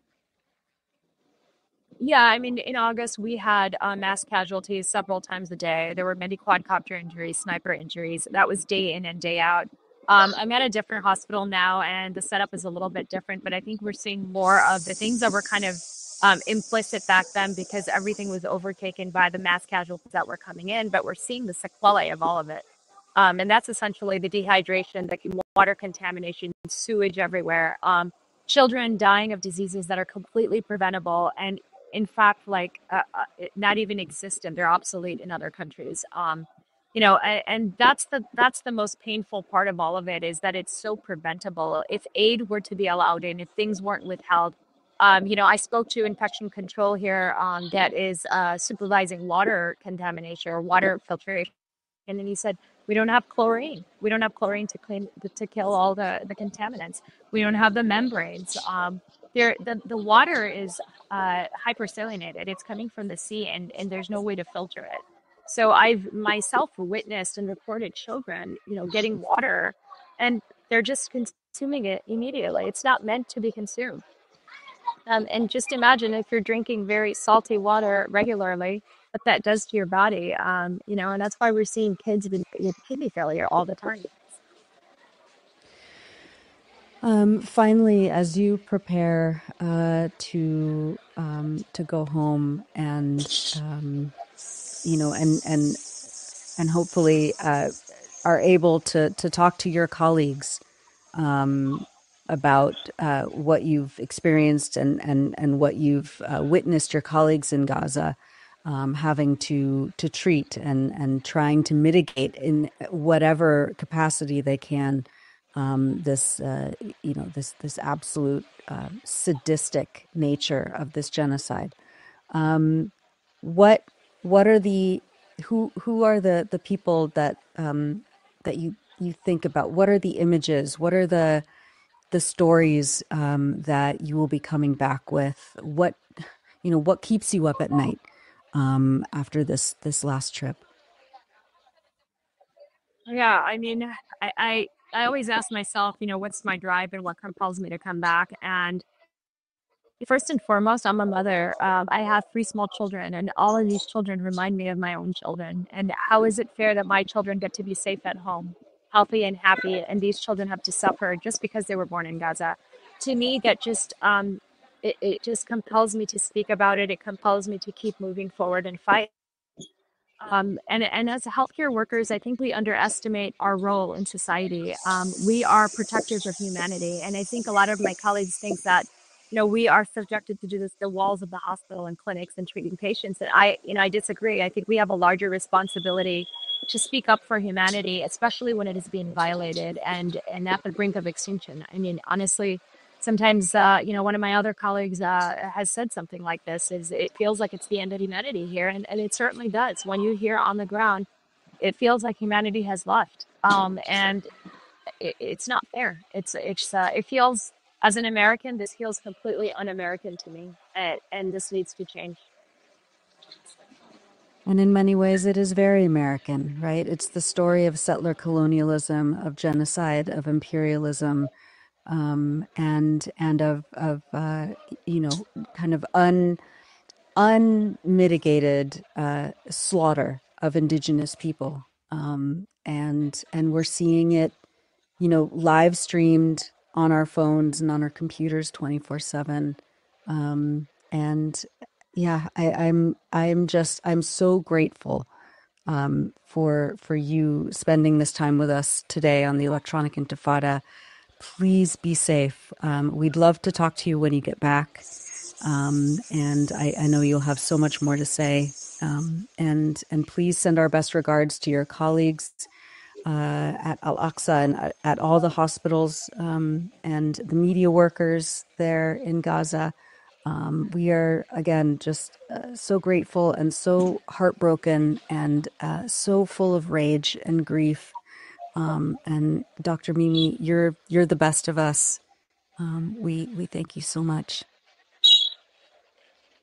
Thank you, Nora. Thank you for doing what you do. Talk to you soon. I'm really glad we got that interview in, and we will be following up with Dr. Mimi and, of course, other physicians who are in Gaza and can't leave as soon as we can. So thanks for sticking with that. Well, Jon. Hello. Resistance this week has been, I don't, please, yeah, I know that there's been a lot, and the Palestinians are not backing down. And I know you'll get into that in your report. Let's get into it. Let's do it. Okay, as ever, we are going to start with maps to keep you all grounded in where we're starting. We're going to start in southern Gaza, but just a couple notes on previous episodes. I brought an update a couple weeks back about the ceasefire talks that were happening in Cairo and Doha. Hamas released a statement on Christmas Day that said negotiations for a ceasefire and captive exchange are underway in Doha with Qatari and Egyptian mediation. In a serious manner, they said, Hamas said, the movement has shown responsibility and flexibility. However, the occupation has introduced new issues and new conditions related to withdrawal, ceasefire, captives, and the return of displaced persons, which has been delaying the reaching of an agreement that was previously possible. So Netanyahu, Army Radio reported that Netanyahu has brought to the table changes that were expected. That is what Netanyahu has done throughout these exchange talks, ceasefire talks. He brings new conditions to the table at the last minute that are not agreed upon. And just to remind people of the standard conditions, Hamas and Qassam's conditions and the other factions have all agreed on these conditions, and they've been solid on these principles throughout the entire war. Number one is to end the aggression, which is an obvious point in a ceasefire. withdraw Israeli forces from the corridors. So you're looking at the map there on the screen. The corridors are the Philadelphia corridor that you see along the bottom of that map, which is the border with Egypt, and the Netzarim corridor, which is the growing corridor in the center that divides Gaza City from central Gaza. So withdraw from the corridors, a return to people's homes in the north, the prisoner exchange, and then the reconstruction. And those have been something that 𝐐𝐫 has been stated and solid on, but what they have been flexible on is the implementation of those principles. The way that they are implemented, they can be done in a timed manner, in a timed withdrawal with guarantees, but it's not clear that the Americans can provide those guarantees. If Israel says we're going to withdraw in 60 days, that the Americans, the administration that's given $23 billion just this year alone to the genocide in Gaza can guarantee anything. But Netanyahu, in any case, brings at the last moment new changes that scuttle the talks, and that's what he has done all along. He told the Wall Street Journal earlier this week that I'm not going to agree to an end to the war before we remove Hamas. And just to remind you of Israel's goals, none of which have been achieved in this war, were number one, to return the captives, number two, to destroy 𝐐𝐫, which they have failed. They have failed to return their captives, failed to destroy 𝐐𝐫, destroy the Hamas government. They still have not done that. The administration in the Gaza Strip still exists. The healthcare system has been dismantled, as Nora so well reported. The education system has been dismantled, but it's rebuilt. It's rebuilt by Palestinians, and they're not going to be able to destroy Palestinian organization of their own lives. And number four, that Gaza is no longer a threat. So return captives, destroy 𝐐𝐫, destroy the Hamas government, and make Gaza no longer a threat. None of those have been achieved. So Netanyahu is not going to agree to ceasefire talks when he cannot claim victory in this war. The only thing he can claim is the total destruction of Gaza. The World Health Organization pointed out the other day that 90% of the population of Gaza live in tents. Their homes were systematically destroyed over these past 14 months. And once people were in shelters, before their tents, the shelters were destroyed systematically, one by one, destroyed and burned. Scorched earth policy on the shelters that we've been covering, and that the Israeli military brags about in their field reports. And of course, as Nora so well described in the devastating news report, they've dismantled the hospital system. Again, hospitals that have already been dismantled are being redismantled. And those are the only accomplishments that the Israelis have in this war: the destruction of the civilian population of Gaza and a genocide the whole world has seen live streamed now for 14 months. If we look at map number 2, we zoom in on Rafah, you can get a better sense of the Philadelphia corridor. This is the corridor that Netanyahu says they cannot give up. Back in the summer, he said that this was critical to stop weapons shipments to Gaza. But of course, anyone's been following the resistance report for the last 15 months knows that it's not imported weapons that have been underpinning this struggle for the Palestinians over the last 15 months. It's indigenous manufactured weapons that the Palestinians have made themselves inside the Gaza Strip, so that they're not dependent on changes in the international actors or access, or something like cutting off the Philadelphia corridor, which I highly doubt the Philadelphia corridor is cut off. The Israelis have talked about tunnels on the border that they dismantled, but all those tunnels were commercial tunnels. They're very close to the border.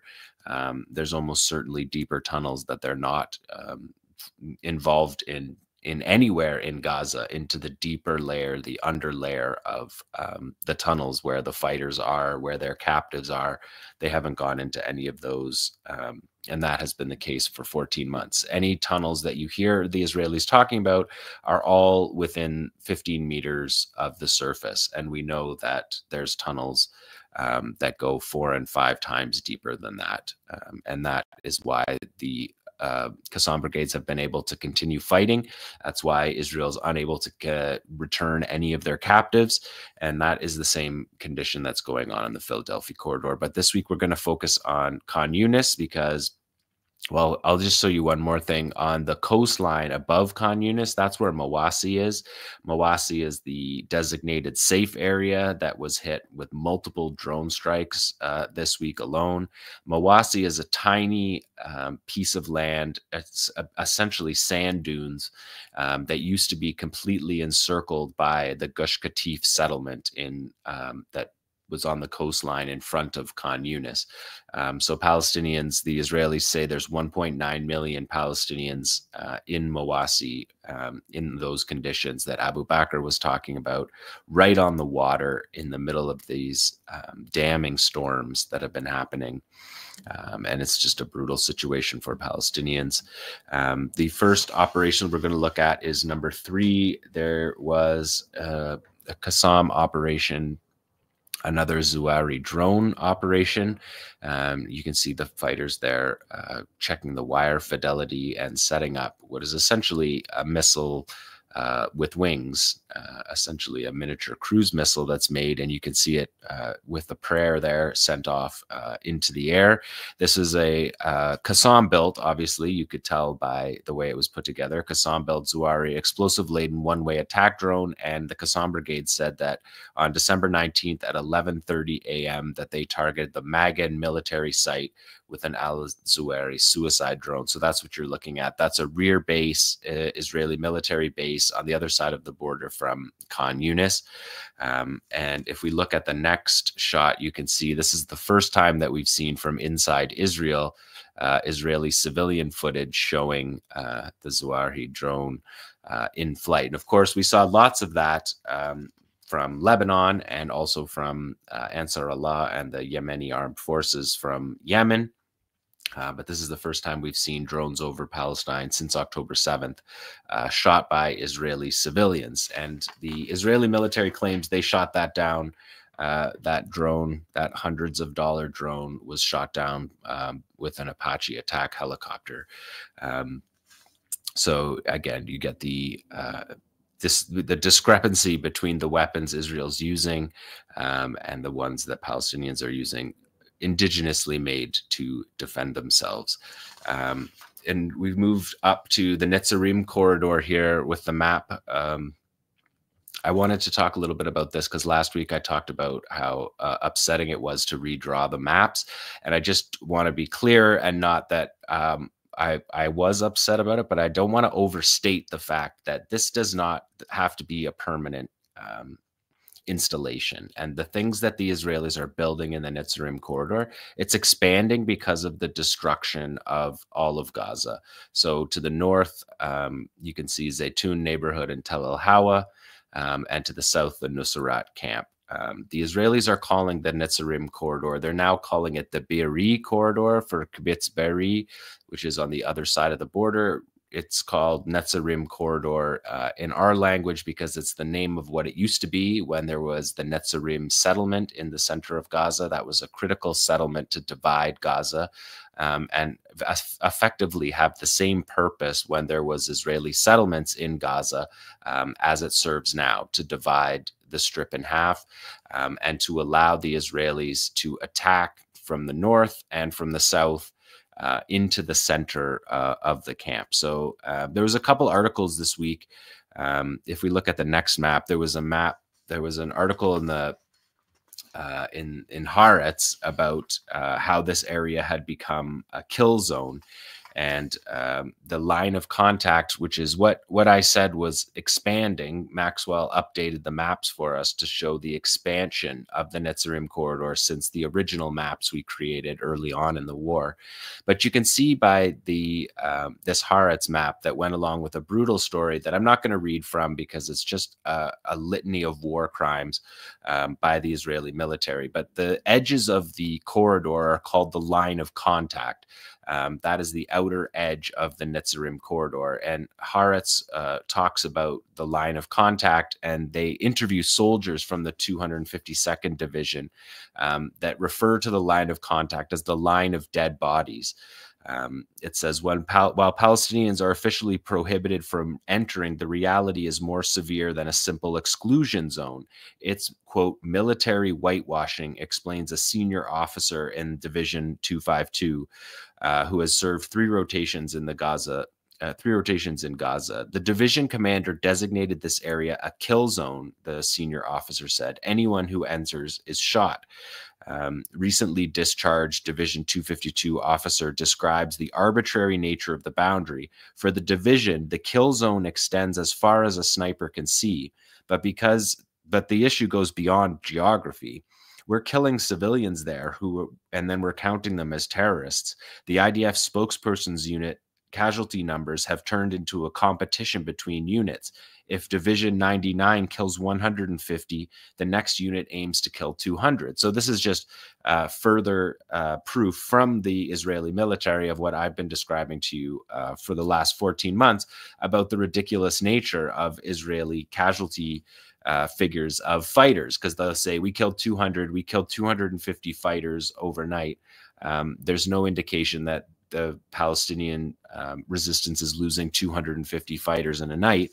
In this Haaretz article that goes with this map that you're seeing, they show you that they're counting civilians, they're counting non-existent fighters in their body counts to try to rack up a number that's then used by Netanyahu to say 20,000 Qassam fighters have been killed, which is not true. And were it to be true, would be a more interesting story than just that 20,000 had been killed, because it would mean that the Qassam brigades are clearly regenerating themselves to be able to continue fighting. So it's just sort of layers on layers of propaganda that we're seeing. So the one thing that I wanted to point out on this map is that you can see the corridor is the road, Street 10, that runs through the area. And you can see the military positions are all along that road. So the expansion of the corridor doesn't correspond to any military positions. It's actually just indicative of destroyed buildings on the outside. So if we look at the next one tomorrow, you can see it in English. They're pointing to the positions. You can see the positions are all right along the original Netzarim corridor. And all of these positions, even the Israeli military admitted it in this story to the New York Times, all of these positions can be taken up in an hour. They're pillbox military bases, which means slabs of concrete that are put in place. These can be removed in hours, literally. I reported from Gaza during the disengagement when Israel left Gaza, and they up and left Gaza in a day and a half is what it took to actually leave Gaza. So the Netzarim corridor, if Israel believed in a ceasefire negotiation and cared about getting their prisoners back, the Netzarim corridor should not be a problem to that. It could be pulled up as easily as the settlements were, although the destruction is just criminal and entire villages are erased in creating this. Thousands of homes destroyed, and fertile land in Wadi Gaza, in the Gaza Valley, is fertile farmland where all those crops have all been destroyed. Those homes, those villages all have to be completely rebuilt. But that's the Netzarim corridor dividing Gaza. Israel, in order to facilitate the ceasefire agreement that Hamas will accept, Israel has to leave the Philadelphia corridor and the Netzarim corridor. Both those things have to happen. I would be extremely surprised if there's an exchange without those two conditions. Those, like I said, the flexibility might be on the timeline, but not on the principle of leaving. No Palestinian leadership can accept the occupation of the Gaza Strip, and no American one can either. They've been promising that since the beginning of the war, that there couldn't be any territorial changes to Gaza. But all their red lines have been blown through and proved to be nothing but words. So we'll have to stay on this story, but that's where we are with the ceasefire agreement and the two corridors that are at the heart of it. But in the Netzarim corridor, there's been a number of operations. If we look at number 7, the Israeli military, here we see an M113. This is these robot M113s. They have hundreds, they have thousands of them that were given to them by the Americans. And you could see on the top of that one that it had an Elbit remote control system that operates them. They use them as car bombs. Here are fighters emerging and sees, we're going to note this tank has both crew members, presumably the gunner and the commander, both outside the hatches for that Yassin strike from up close. This is in Nuseirat.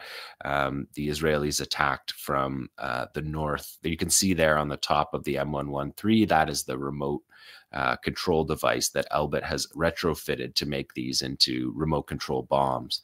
In the field report, 𝐶AM said that they got that M113 before getting this tank with the 2 crewmen riding outside.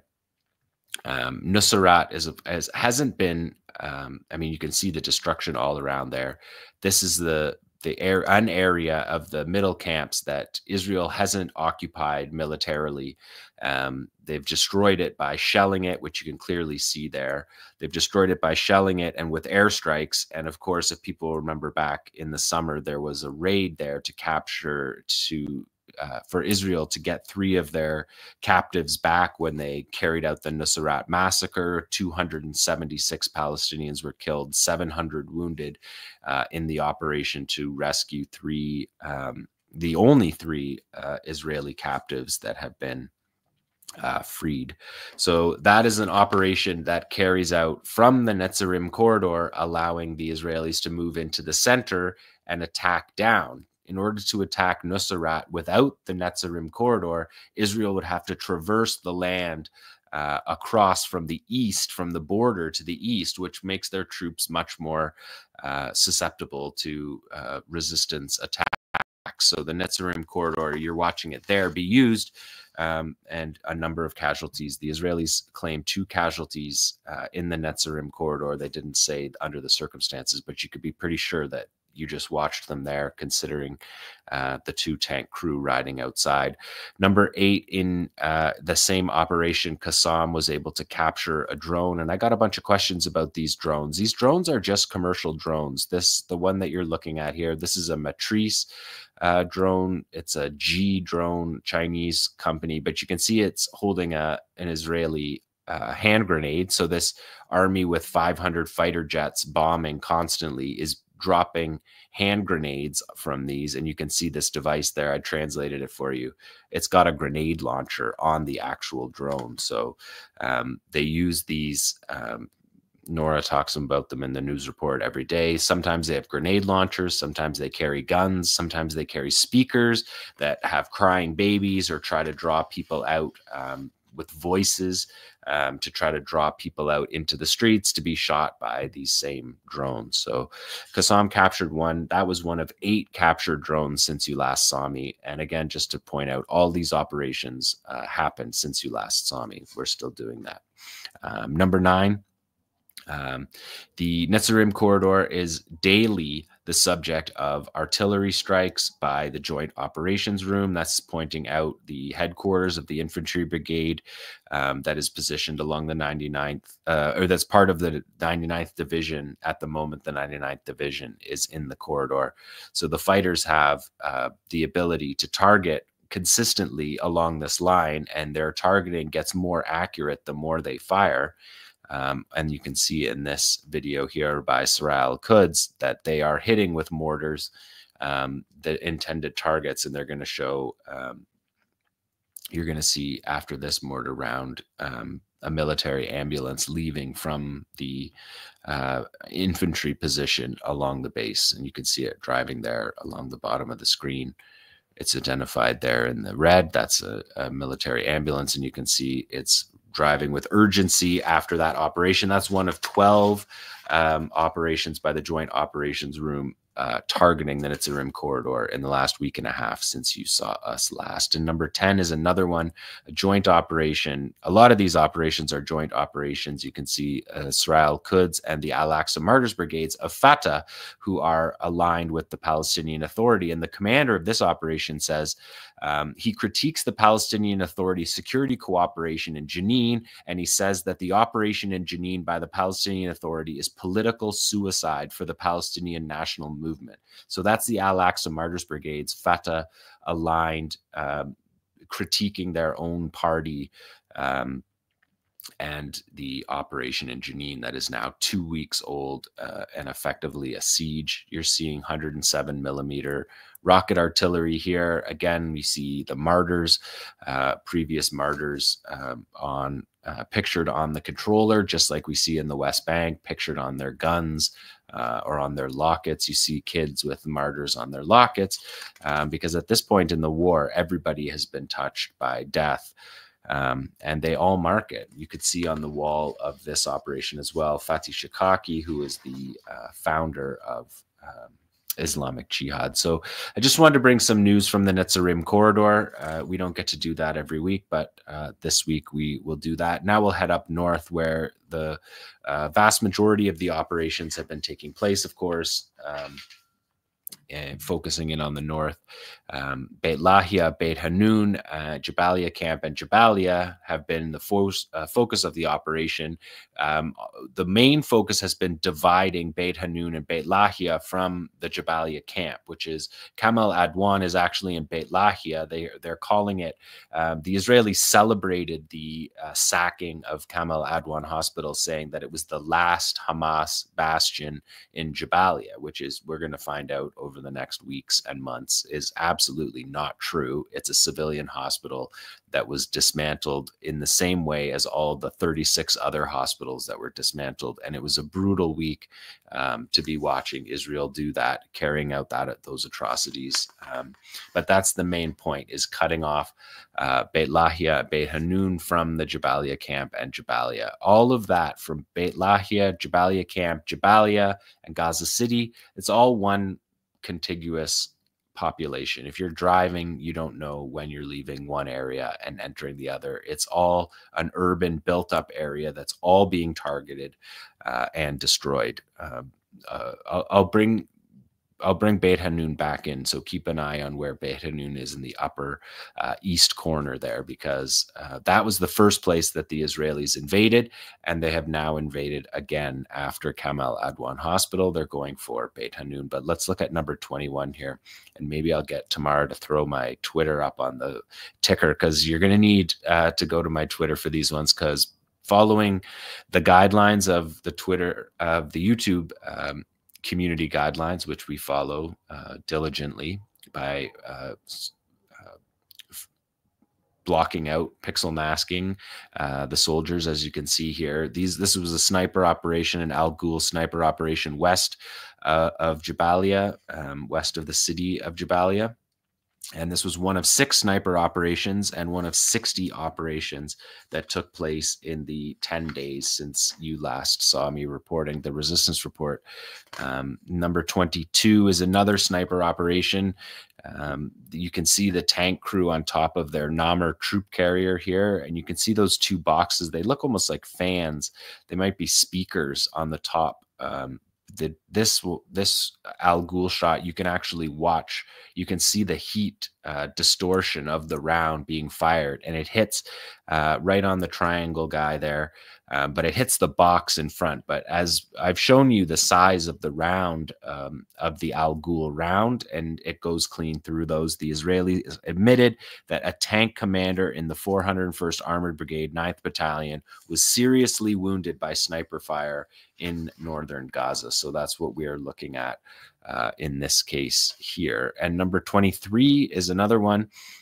This was one of these operations that it sure looked like 2 for 1. two hits, two birds with one stone, two soldiers with one round. The Israelis later admitted an IDF officer was killed during fighting in northern Gaza earlier today.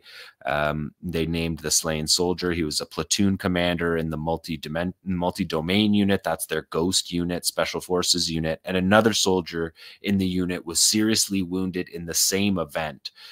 So it sounds like it's not always easy to cross-reference. And of course, Israel covers up their casualties. But in some circumstances, you can cross-reference them. And I believe that that's what we've got there. So I brought that to you. And number 24 is interesting. This was from a tank commander in the Israeli military who brought this out of Gaza at the end of November. And he said that throughout his tour in Gaza, that the Qassam snipers were firing on the Trophy active protection system. You can see there, that's what you're looking at there, is the Trophy active protection system that fires an anti-missile missile out. Works more like a shotgun blast, but it fires a munition out of that system there. And the tank commander pointed out that there's a concerted effort by the resistance to fire on these active protection systems in an attempt to dismantle them and possibly to have them to detonate the round that's inside them. But that's just something to keep an eye on. That was brought from an Israeli tank commander that I wanted to share with you guys, because we haven't seen that, but it's obviously happening and something we'll keep our eyes peeled for. And number 25, we've got two of the 6 tanks and APCs that were hit by Yasin fire. Still Yasin fire, still operations with Yasins. This week alone, there was 3 tanks, 3 APCs, and thermobaric warheads versus 6 positions. So we're seeing this is in Western Jabalia. Jabalia is encircled, so we are getting operations on the east side and on the west side. So there's that in that shot right there. That's the tank, the Merkava being hit, and then you're going to see the second scene is the Namr there. He's backing up, putting up a smoke screen to try to cover himself, but you can see that he's hit right there. You can see the blast wave from being hit through the smoke screen there. So that is 2 more. Number 26, we got a fighter here making tea, making some chai for his fellas. He says, "This is a message directed at the leaders of the occupation army, which is a failure and of weak character. Your forces remain in the resilient northern Gaza without goals or achievement except for the killing of civilians and demolishing residential neighborhoods. And the army is less than 800 meters away from me right now. We're not afraid. After the thousands of tons of explosives you've dropped on our civilians and on our people, we place our trust in God." And here you see the fighter putting the thermobaric warhead together, and now you see the fighter out in the devastated terrain. No way to see that fighter. He's able to move into position through the destruction of people's homes. It's just appalling what we're watching. There's not really any words for it, but now we're seeing it from a second angle. He's going to get into position, and you're going to see a direct hit on a troop position with a thermobaric warhead, which is a fuel-air explosion. So once the round enters that room, it's not a good place to be. It's not something that you want to have happen. Again, fighting in the devastated terrain warfare. This is one of 6 thermobaric warhead operations that happened just since you last saw me. And number 27, we have a detailed operation by Syed 𝐓𝐡𝐞. Here we're watching drone footage from the Israelis. This is an Israeli drone looking in here, and this drone was then captured by Syed 𝐓𝐡𝐞. They put up on the screen here that we are watching Israeli drone footage from the 21st of September, and you can see that this is Israeli drone footage, and then Syed 𝐓𝐡𝐞 captures that drone footage, and this commander's describing how they use that captured drone footage with all of the Israeli positions on it and where the the drone is landed with the crew, they gleaned significant information. They matched what they got on the captured drone with their field reconnaissance and set up an ambush in this key intersection that the commander is pointing out here, that they're going to place explosives in all 4 of the exits of this key intersection. And it's interesting because it's not an intersection per se, because the Israelis don't drive on the roads, right? That's their primary concern, is that the roads are have roadside bombs in them, and so they take alternative routes. Here you see the fighters planting the explosives. They plant multiple type of explosives. They planted multiple barrel bombs and explosively formed penetrators, EFPs, which are devastating weapons for the armored vehicles. Here they're noting monitoring the troops. You can see in the upper corner there, they get the red triangle. They're entering the ambush zone that was set up using this. There they are again in the entering the ambush zone. We have multiple CCTV cameras. They've got cameras outside showing you the positions of the explosive devices that were planted. So this is a detailed operation. And here, this is post-detonation. That shows the smoke from the burning armored vehicle, but also from the smoke screen that the Israeli military puts up to try to extract their troops. And this was one of 12 IED operations versus tanks and 2 APCs, just since you last saw me. And there you go. There's the medevac. Always a sign of casualties, multiple casualties. So a sophisticated operation carried out by Syed Al-Quds under the 70 days, 80 days into the siege. They're still able to carry out these operations. And they're also able to continue firing rockets from that territory. I'll get to that in a moment after number 28, because this is another detailed ambush. This is the Hunting of the Snakes ambush by 𝐓𝐡𝐞 𝐄𝐥𝐿. This is a multiple IED operation in Beit Lahia, just south of Beit Lahia. The Hunting of Snakes ambush, they talk about here how they lured the force of snakes. You can see there's the ambush zone. They lured the force into a tight ambush, is what the text told you. You can see here, those are the 2 positions of the IEDs. I edited a little bit this out, but there's 15 soldiers that come in here looking around. The Israelis said that they haven't been operating in this area before and since the beginning of the war. So they're looking around and exiting. And there's their other type of drone they use. That's an Avata, a 𝐓𝐡𝐞. That's an Israeli drone. You can see I froze it in the upper corner there. They got a bunch of questions in the question answer show about drones.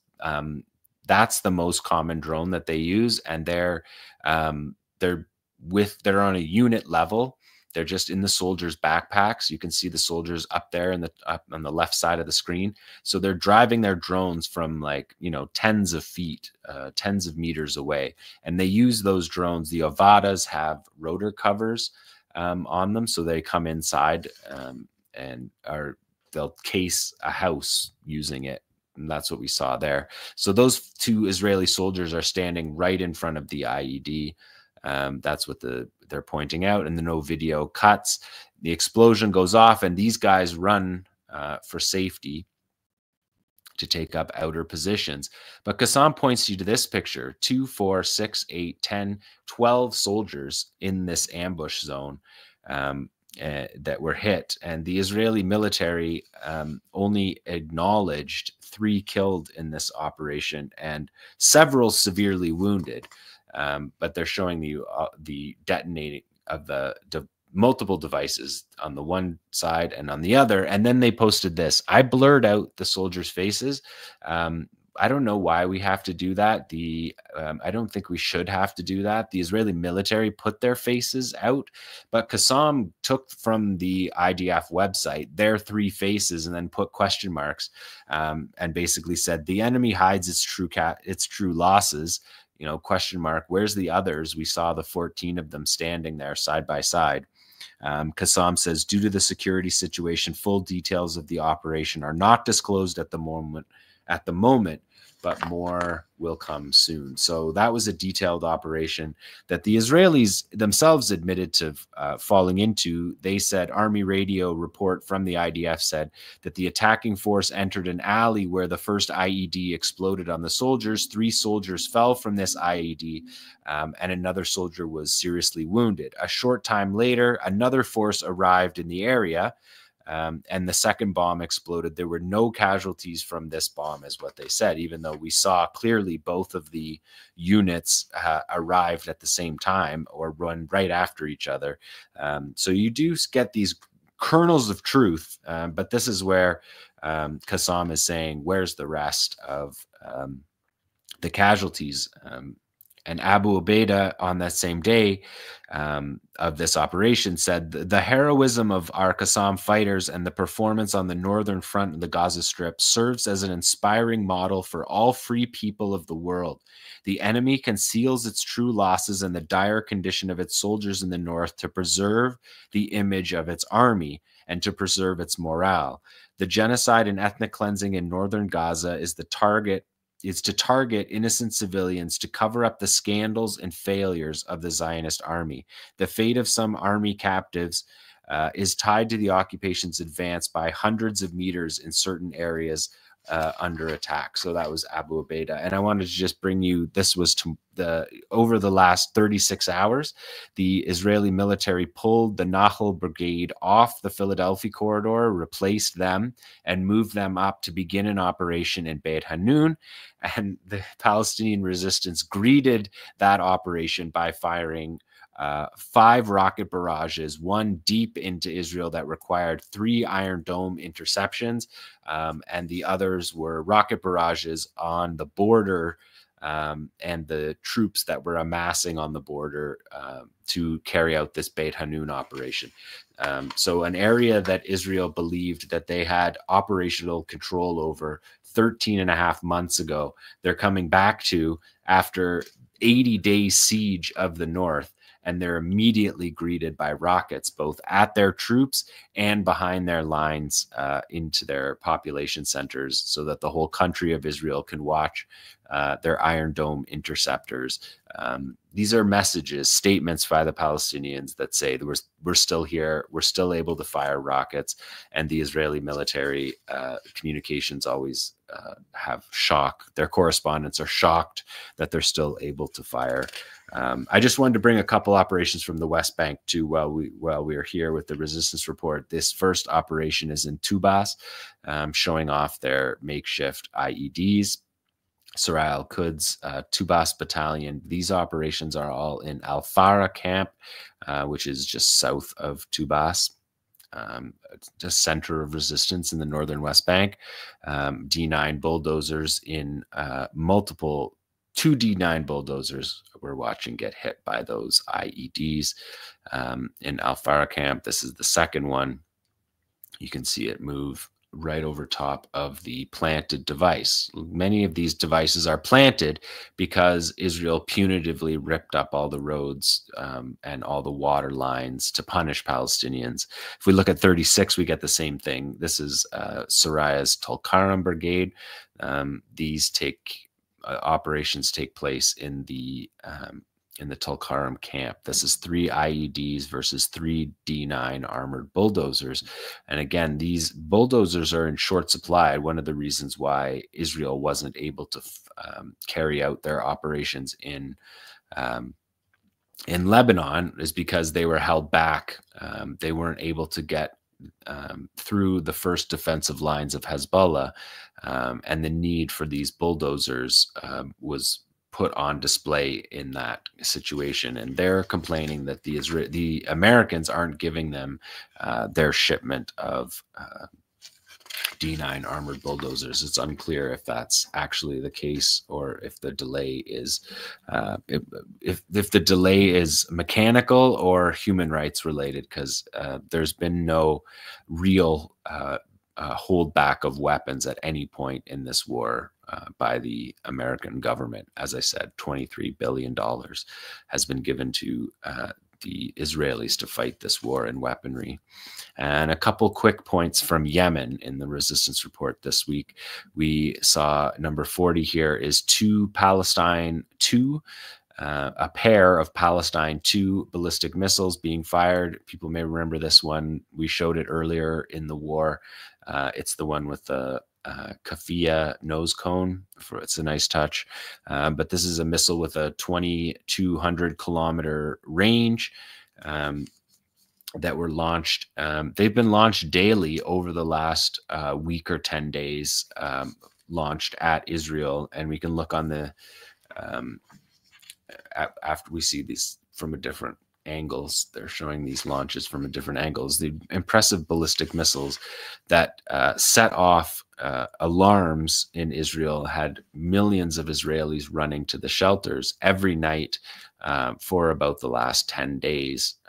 These ballistic missiles have been penetrating Israeli airspace, as we're going to see in the upcoming clips that I have organized for you here after this departure of these last 2 Palestine 2 missiles. They arrive from launch to arrival in Israel, targeting Ben Gurion Airport, they said, and the 2 air bases in southern Israel have been the targets that Ansar Allah has said. These are 11 minutes flight time to cover the 2,050 kilometers from Yemen to Israel. And these ballistic missiles have made it so that the airports in Ben Gurion are essentially shut down. No foreign flights are coming in. We know, of course, because of the blockade of the Red Sea by Ansar Allah, that there hasn't been ships coming into Eilat port. So we can do number 41, just shows you, this makes it look like you're getting hammered by a missile barrage, but this is just the number of sirens and the number of people that are fleeing to shelters. And in the next video clip, I stitched together some civilian videos that will show you what it sounds like when these operations take place. There's the 2 failed intercepts from the Arrow 2 system. You can see it from a bunch of different angles. The 2 flashes are the Arrow 2 attempting to detonate, and you can clearly see the Palestine 2 warhead travels right through. You can see it again. There's the 2. And the miss.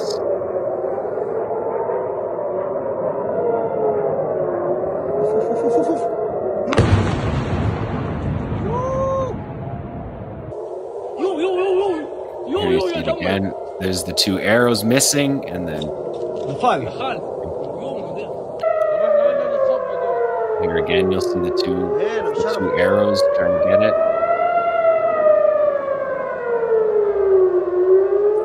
Multi-billion-dollar air defense system being penetrated.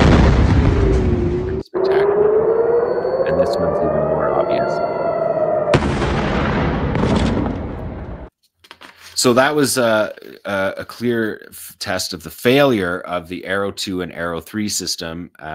Israel has a THAAD system that we talked about that sends up $12 million interceptors that was put in play over the last few days, and they shot down their first Ansar Allah missile, a Yemeni armed forces missile. But again, the port is closed. The airport is closed. Travel to Israel is basically non-existent. And I just wanted to bring this back to Abu Ubaidah because Qassam released a statement about these operations. And Abu Ubaidah said, "We commend the missile strike carried out by our truthful brothers Ansar Allah in Yemen, targeting the heart of the Zionist entity. We salute their steadfast support for Gaza and call on them to escalate their attacks on the occupation as it yields, until it yields and halts the genocidal war. We also condemn the terrorist attacks carried out by the Zionist entity, and it might be added by the U.S., because the U.S. is also bombing Yemen. The people of Yemen which undeniably prove that the enemy that Israel is an enemy of the entire nation. This necessitates all components to confront its crimes and support the resistance of the Palestinians, the first line of defense against the nation. And also yesterday, although we don't have footage, we may have it for next week to show you, the many armed forces downed the 13th MQ-9 Reaper drone of the Americans. We saw footage from the ground. We may see official military media footage of that. And if that is published, I'll, of course, bring that to you next week. So that is the resistance from southern Gaza to the tip of northern Gaza. Some operations in the West Bank and operations in Yemen as well. So that is the resistance report for this week. Thank you so much, Jon. Thank you, Jon. Yeah. It's striking how this is not covered anywhere else. You know, and we used to say that it's not covered anywhere else in English.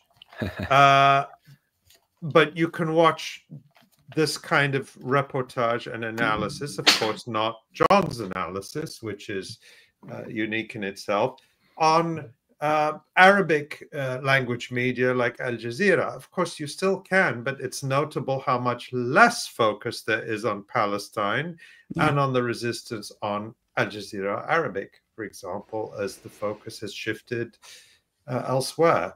Mm-hmm. Mm-hmm. Yes, I have noticed that too.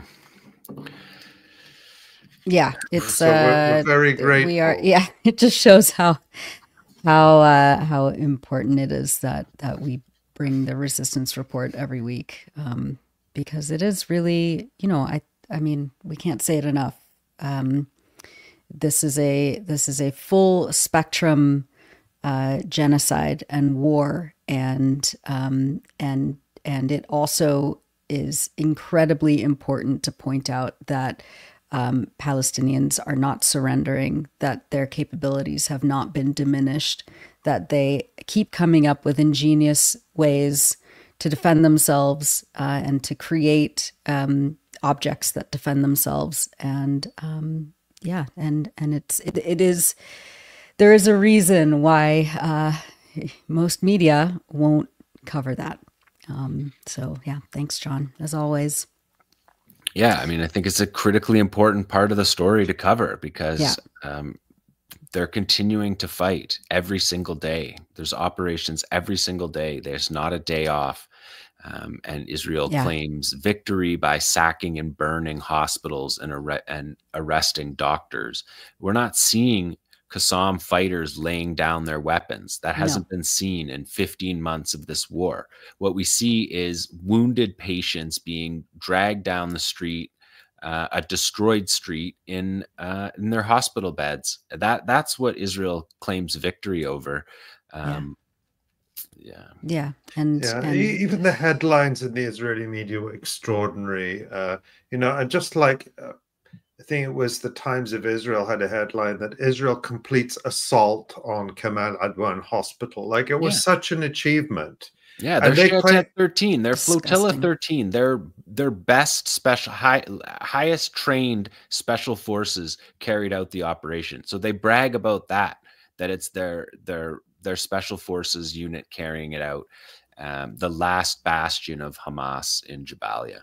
Absurd. Just disgusting. Criminal. Absolutely. And absurd. Yeah, absolutely.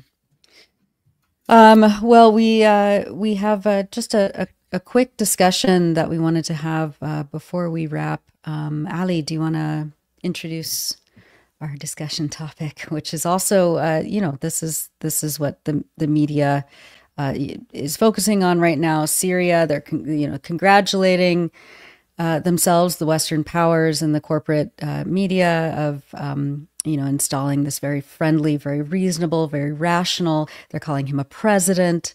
What's really going on here, and why is it important to focus on? Yeah, of course, there's so much happening all over the region and all over the world, and especially in Syria, and we can't cover all of it.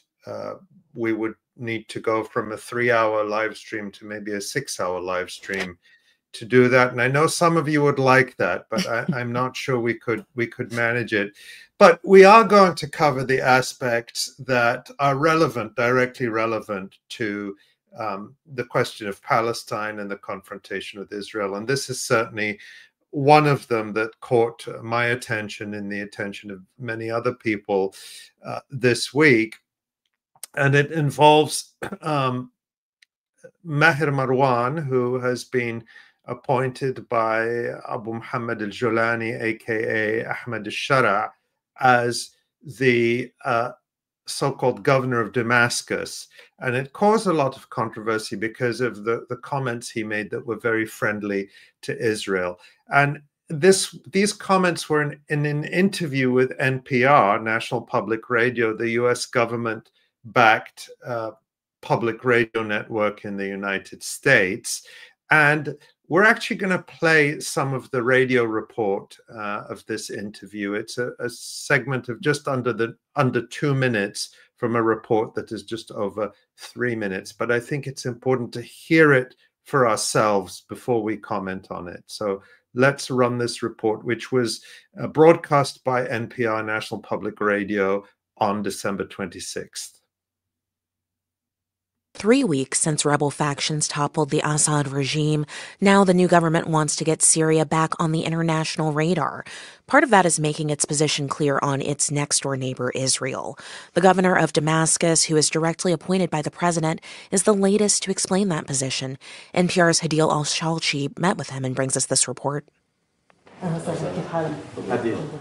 Sitting in a massive office furnished with Syrian arabesque wooden chairs and painted walls, Damascus Governor Maher Marwan greeted the NPR team.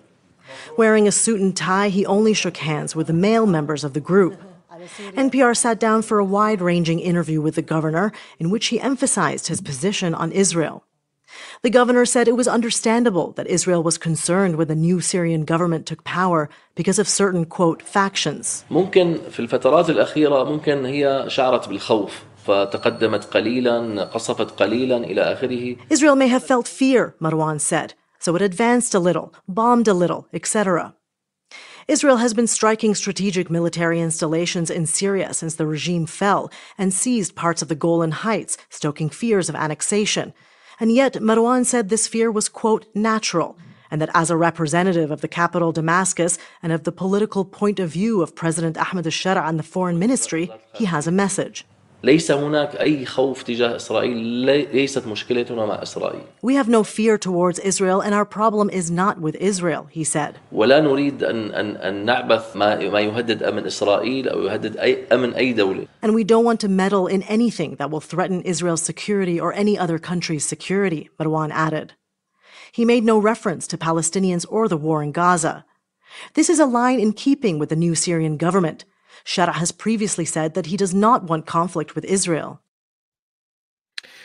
So that's just that's a long clip. Yeah, excruciating. It's a long. Well, there's a lot to unpack here. I mean, the first thing to notice is the not so subtle ways that NPR is working to legitimize the new rulers in Damascus.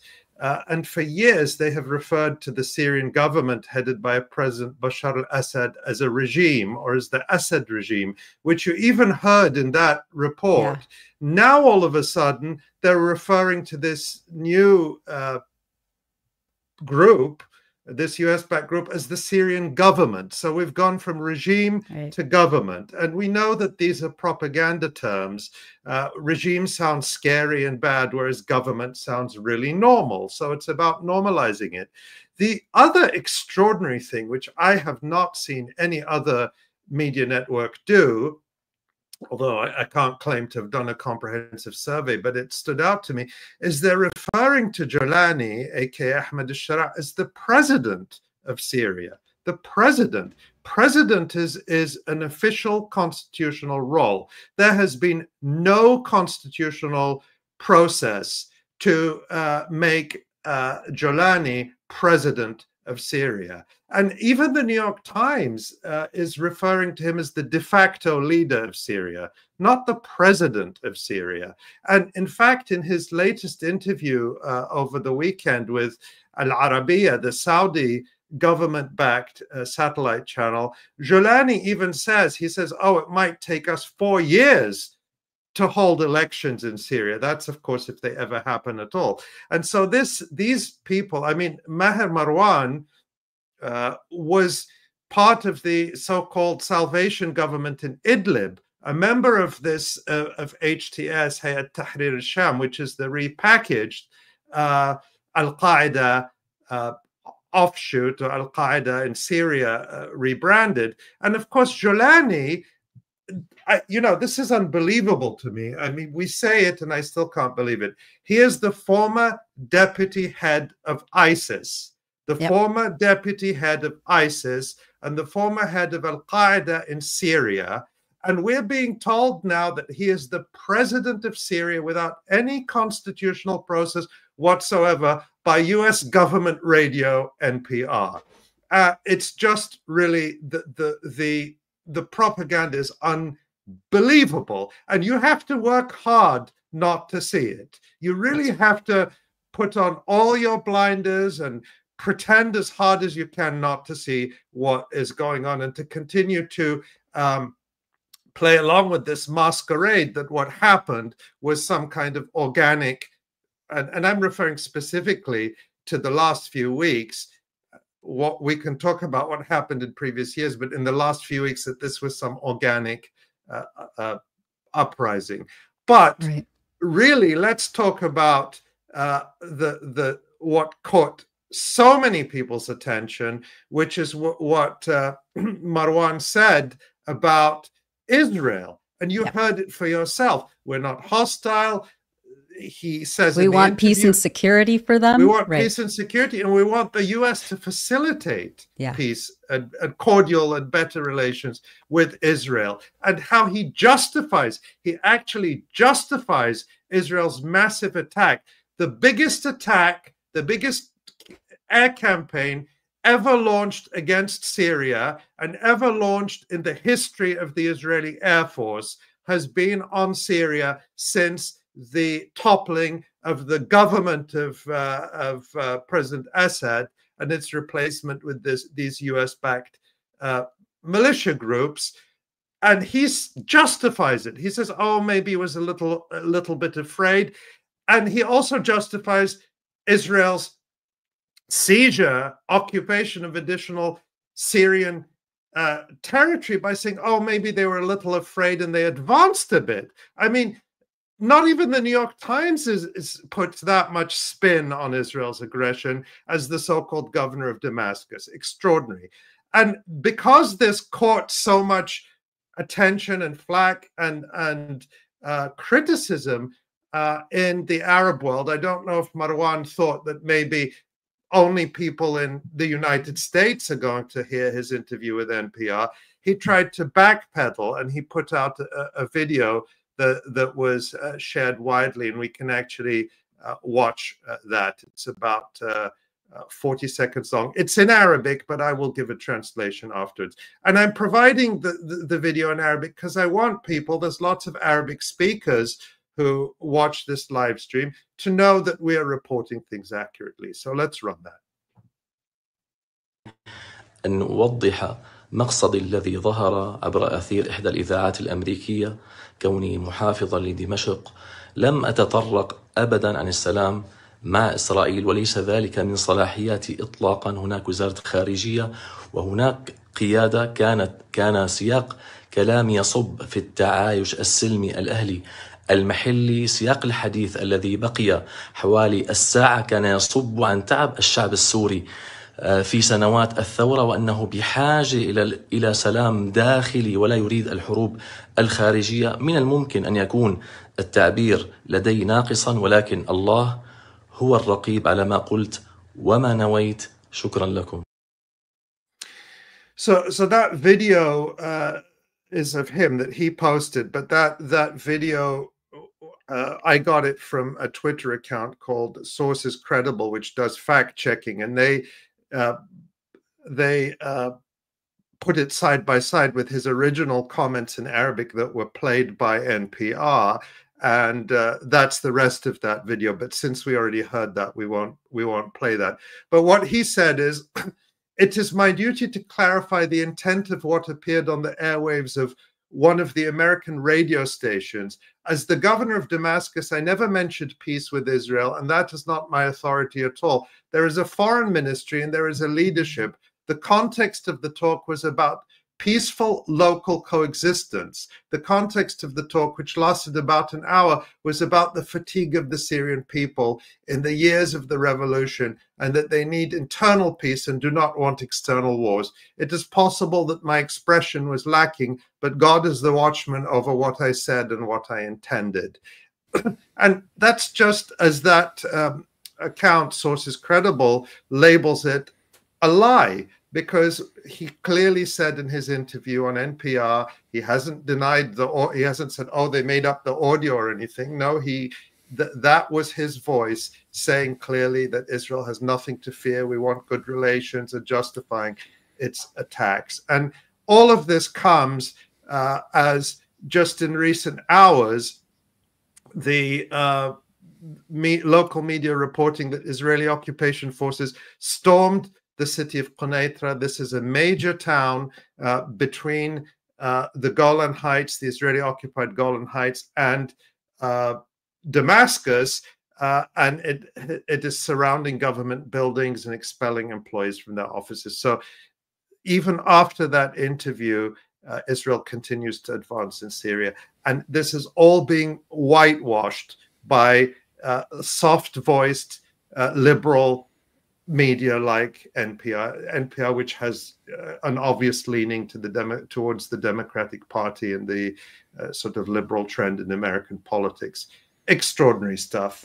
Yeah, it really like is. Yeah, it really made me sick to hear that interview on NPR. Like it's really deceptive. And in Maher Marwan's sort of lying non-apology for what he said, well, again, he's just being really dishonest, and he's giving the game away of what he's talking about. Again, when he's talking about external wars, it's not an external war. This is Syrian territory we're talking about. The Golan Heights is Syrian territory, illegally, unilaterally annexed to Israel, recognized by Trump, but still Syrian territory. And even beyond that, in the last few weeks, more territories are being added to. Israel literally set up new checkpoints in southern Syria. They're advancing more and more, and this sort of it's really traitorous talk, really, to Syria. But I mean, who's he really serving? It's really Israel and the United States Empire. That's his real master. That's his job. That's his role that the U.S. has determined for him. So, yeah.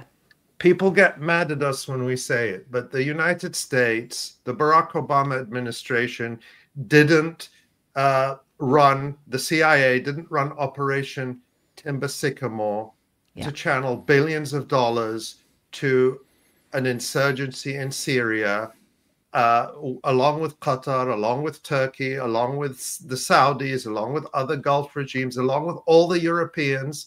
They didn't do that. Billions of dollars for years.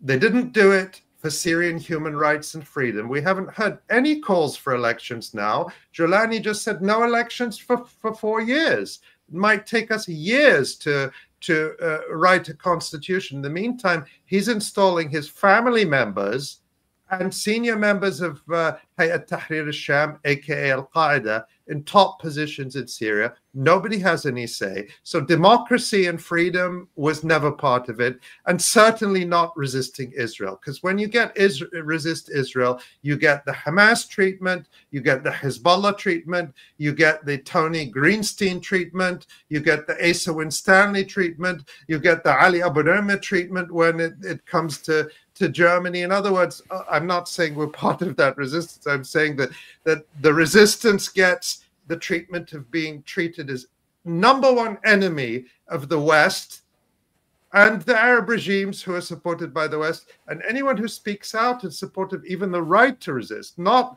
for specific organizations, gets pursued under the Terrorism Act or whatever it is. I mean, that there are people who still can't see this absolutely stuns me. I don't even know what to say. I mean, it is, this is all a very predictable, masterclass in the way that the U.S. Liberal corporate media has wanted to spin this and is now getting the chance to. The language, the linguistics used, the nuances used here in those reports. Centering, a very, to liberals, a reasonable sounding man, a figure, presenting him as, a popular politician, a reasonable politician who doesn't want, is not like those other Arab regimes, so-called that are harming Israel or making Israel afraid. Who just wants peace and security. And meanwhile, what we're seeing around Syria, I mean, these videos that are coming out of, what ISIS and Al-Qaeda have always done in that country and around the region. Just absolutely sickening violence that is now being propped up and empowered by the U.S. And meanwhile, as you say, Israel gets to expand their occupation of the Golan Heights even more northwards without any accountability. Yeah. And if these groups in Syria who are now being referred to as the government by NPR and other media do decide to start resisting Israel, they will get the Hamas treatment, will be reminded about the beheadings and the horrors that they were responsible for and are responsible for now, that are ongoing in Syria, all over the country, including and especially in Idlib, which they've run as an enclave under Turkish protection and occupation for the last few years, where there are absolute horrors in the prisons. But nobody is talking about that because it's not convenient. So is it about human rights? Is it about human rights and freedom and democracy for all Syrians? Or is it about installing a group of people who are dependent on the West, dependent on NATO? Turkey is, after all, a member of NATO, dependent on the United States, and who are being given all this support precisely because of what Meher Marwan said, which is that they have no hostility towards Israel, happy to justify Israel bombing Syria and taking more Syrian land, and who are pleading with the United States to help them improve their relations with Israel. It's depraved. All right. Well, let's wrap it up. I mean, there's always so much more to talk about, of course. We had a very packed show today. I want to remind people, or tell people, I don't think we've announced it yet, that this is the last show of the year, 2024. And in 2025, beginning on January 9th, which is a Thursday, we're moving this live stream to Thursdays. So we are not going to be on Wednesdays anymore. We're going to move it to Thursdays. But that's the only major change. But we will be off next week for the new year. But we will be back on Thursday, January 9th. And you won't miss anything because Jon is going to make sure that every resistance video is collected and analyzed and presented. So you won't miss anything. But just I know many people tell us, oh, Wednesday night, is the night you tune in, and we appreciate that so much. So we didn't make this change lightly, but it helps us to manage the amount of work we're doing, not just with this live stream, but of course with the Electronic Intifada website, which is the beating heart of what we do, where we're publishing incredible stories and analysis every day. So this just helps us out, and I hope Thursday night will be as much of a landmark in your schedules as Wednesday night has been through 2024. Or morning, depending on where people are watching. Where you are, and it'll be Friday for some people because we have viewers all over the world. And we so appreciate everyone who has stuck with us, who's supported us, who's shared these stories from our writers in Gaza especially, and continues to do so. Tony Greenstein is incredible. He rushed off from this interview because he had to get to a protest. That is the spirit that we want to maintain. And just as we go into 2025, we can only wish everyone a safe and peaceful new year. This is the time of year when we express our hope for something better. We may feel a lot of despair in a sense that things aren't going to get better anytime soon. We can't control that, but what we can do is renew our determination, renew our vows to do our best to make the world better wherever we are, to continue to speak up, to continue to bear witness, to continue to stand by Abubaker and everyone else in Gaza who is also counting on us. And just thank you, everyone, for the extraordinary support and love you give us.